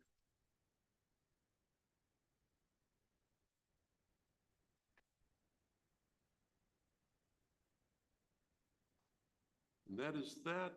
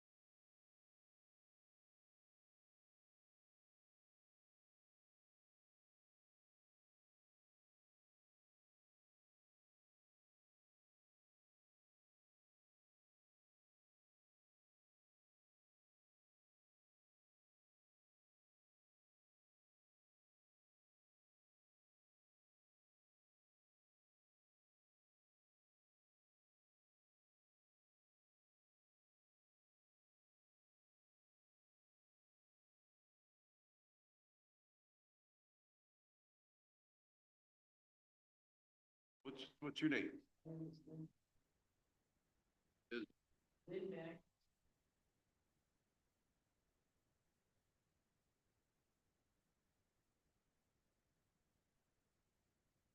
Mackie, this started out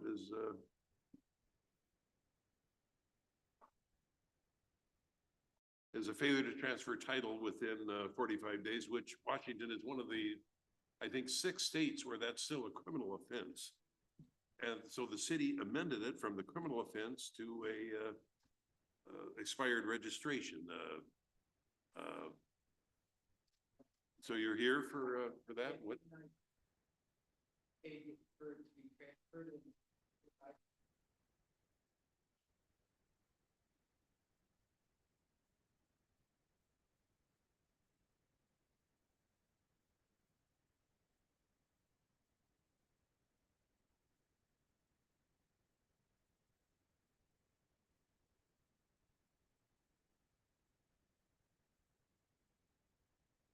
You did take care of it well.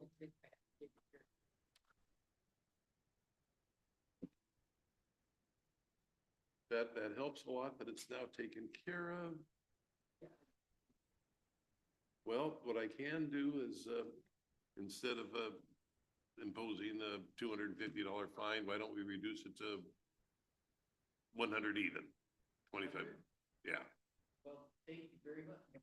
Thank you. And you can pay that at 25 a month? 25, absolutely. That's okay, we'll set it at that. Thank you very much. And first payment would be due probably December 7th, Pearl Harbor Day.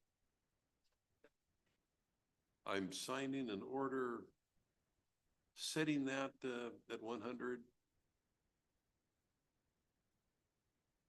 Electronically signed. Ms. Mackey, if you want, well, please get a copy of today's order, and that'll be at the window outside the courtroom and to your right, to that way. That's ordinarily it's that way, but today it's that way. And the title, the papers are in order, so.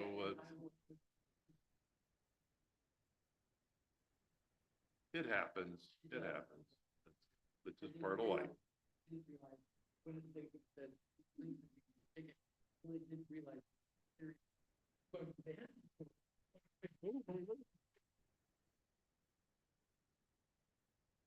But ordinarily in most states, almost all of them, it is just simply an infraction, Right. not mandatory. Mandatory court appearance kind of had you. Uh-oh. Yeah, right. Uh-oh, is there jail time here? What's going on? Yeah. Fear factors are just horrible. Thank you though. Ms. You have a Mackey, wonderful thank day. you. You take care, have a good day, enjoy the rest of it. Beautiful weather. It's all we have.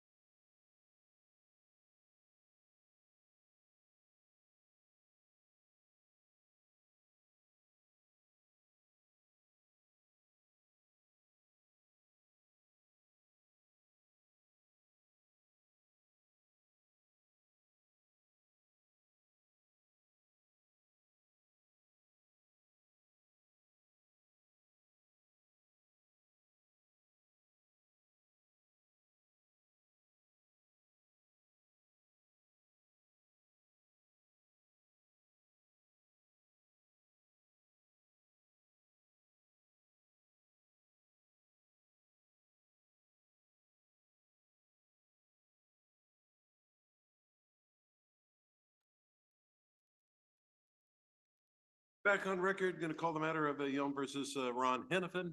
Mr. Hennepin, I believe, is in the courtroom. Mr. Hennepin, have a seat at the council table. And you had, you were cited with originally a criminal offense, but it was amended to a civil infraction. No valid operator's license on your person when you were cited on September 1st. What did you wish to say? I'd like to possibly waive my right to speedy trial and set it down the road so I can get time to get paid. I have to get my license back. I just have to go to the driving school and do it now.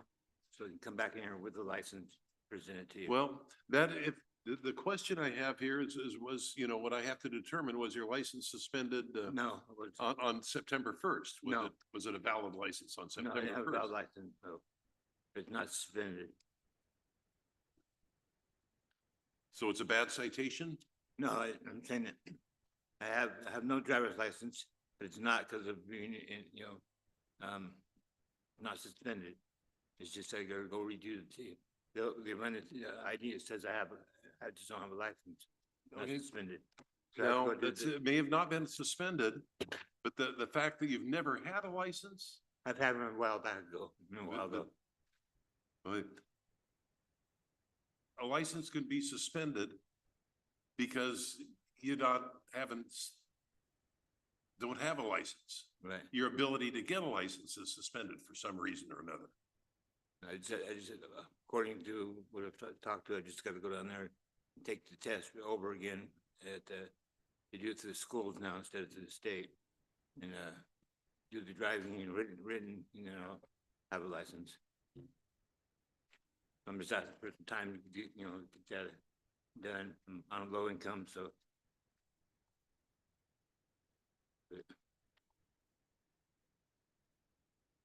So then I'll come back with no license in person, I guess, but. No, whether you have your license when you come back next week or next month or 2 months, that won't have anything to do with this hearing.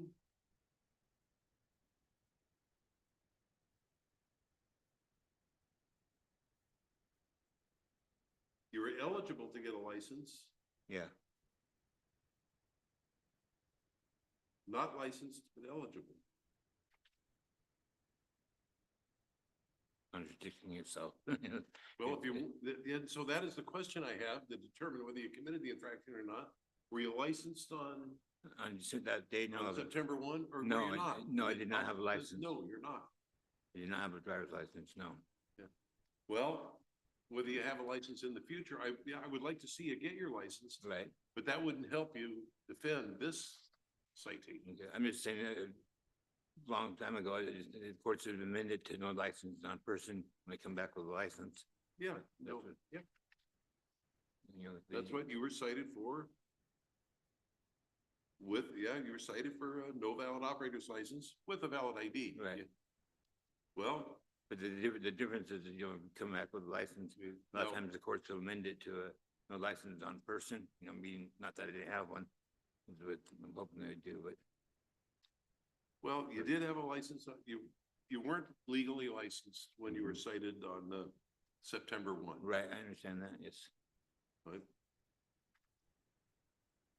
And that's the only question I would have to deal with in a contested hearing. Having a later and later, after you've reinstated, I'm not the question contesting would it. still be, did you have a license on September 1st? No, but I would have it, when I come back, I would have it, so I would hope the court would. What would that do for you though? I'm just saying, before the courts used to drop it, no valid license on person. They drop it from a criminal offense down to a regular citation, and then you used to be like $150 versus 500 like it is now. That's the courts that can do before. No, what I would do, what I'm gonna do is, I'm willing to, reduce it, 59 is way too much. I'm gonna reduce it to 100, 150. Okay. How about I reduce it to 150 at 25 a month? Okay. Let's do that.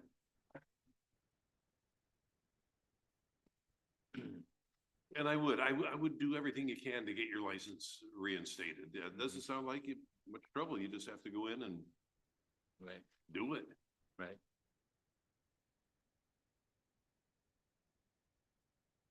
Mr. Hennepin, we'll set it at $25 a month, first payment December 7th. And if you don't have, you can't do that, let us know and we can work with that. We can give you an extension if it comes to that, okay? Good.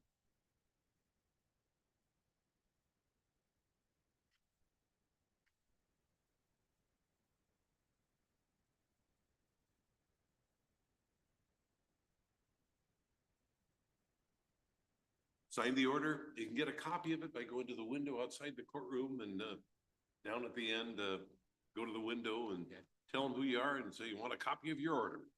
Okay, so nothing in here to sign or? Nope, don't have to sign a thing. Jennifer, good luck getting reinstated. You take care and you have a good day the rest of it. Sure.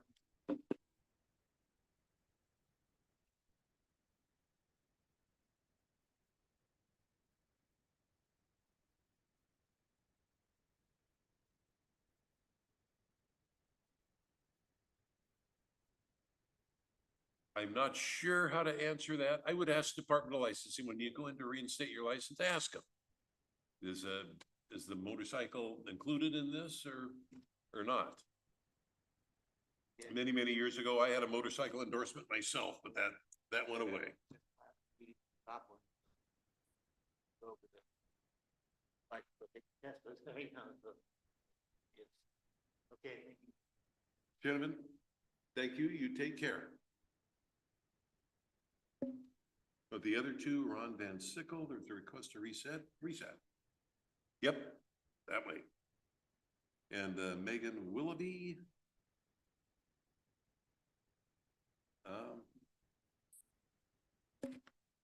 Well.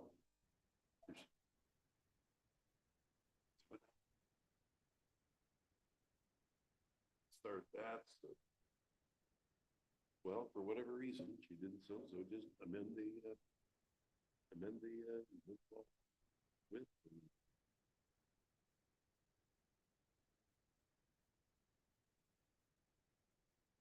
FTA.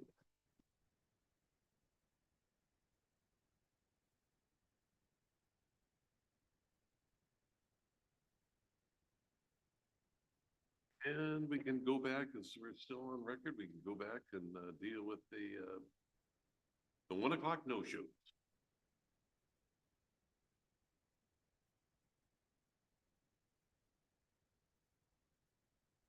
Track those, make sure we have everybody addressed. The first one I have going to page 11 would be docket number 3. Melissa Ann Baker, DDoS third, amend to Noval 2 and FTA. Ron Bendio, find probable cause for theft third and crim trust 1, probable cause 2,500 cash or bond. Next would be docket 6, Raymond Bickle, amend DDoS third to Noval 2 and FTA.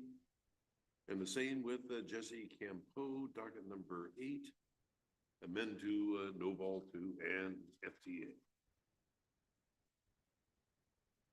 Going to page 12, Michael Cantrell, amend the docket number 9 to Noval and FTA that. Docket number 10, the controls, I do find probable cause for controlled substance, and I did previously when he was in custody anyway, so 1,000 cash or bond. Ron Carby, docket number 11, amend DDoS third 2, Noval 2 and FTA. We go down to Justin Evans.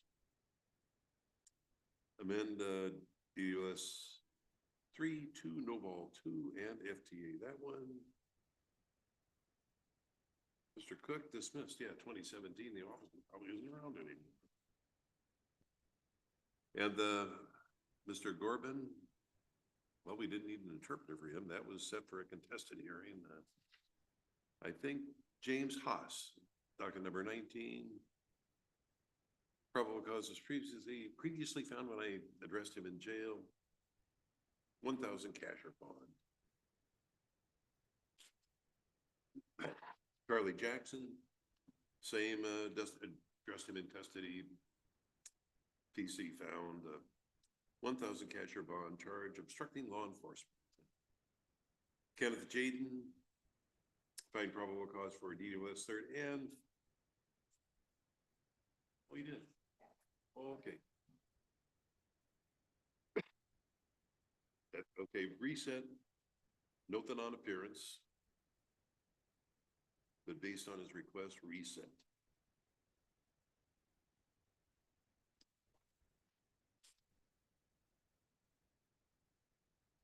Next is Leah Balloon, docket number 27, one of our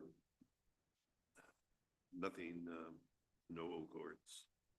Find probable cause for DOS third and no ignition interlock, 1,000 cash or bond. And Maylee Marie Coway, boy, she just can't. And we do have bonds for her.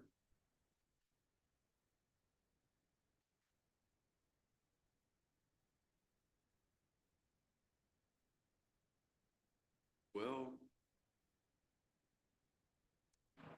2,500 cash or bond at each charge.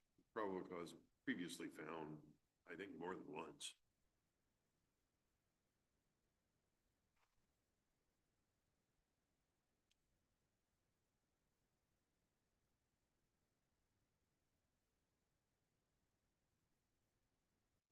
And then Michael Way, his grandfather died in California. Go ahead and just reset. Reset Mr. Lay, note the non-appearance for speed. That brings us down to docket number 36. Amend the docket number 36 to with and an FTA.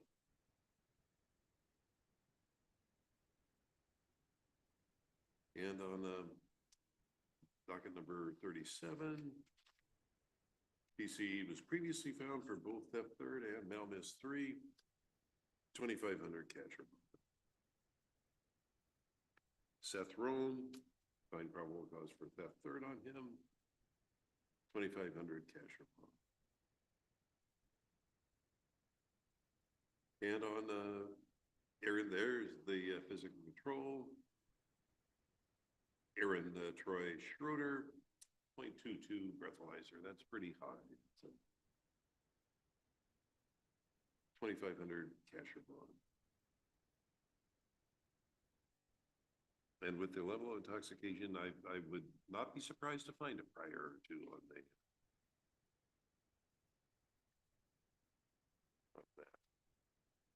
that.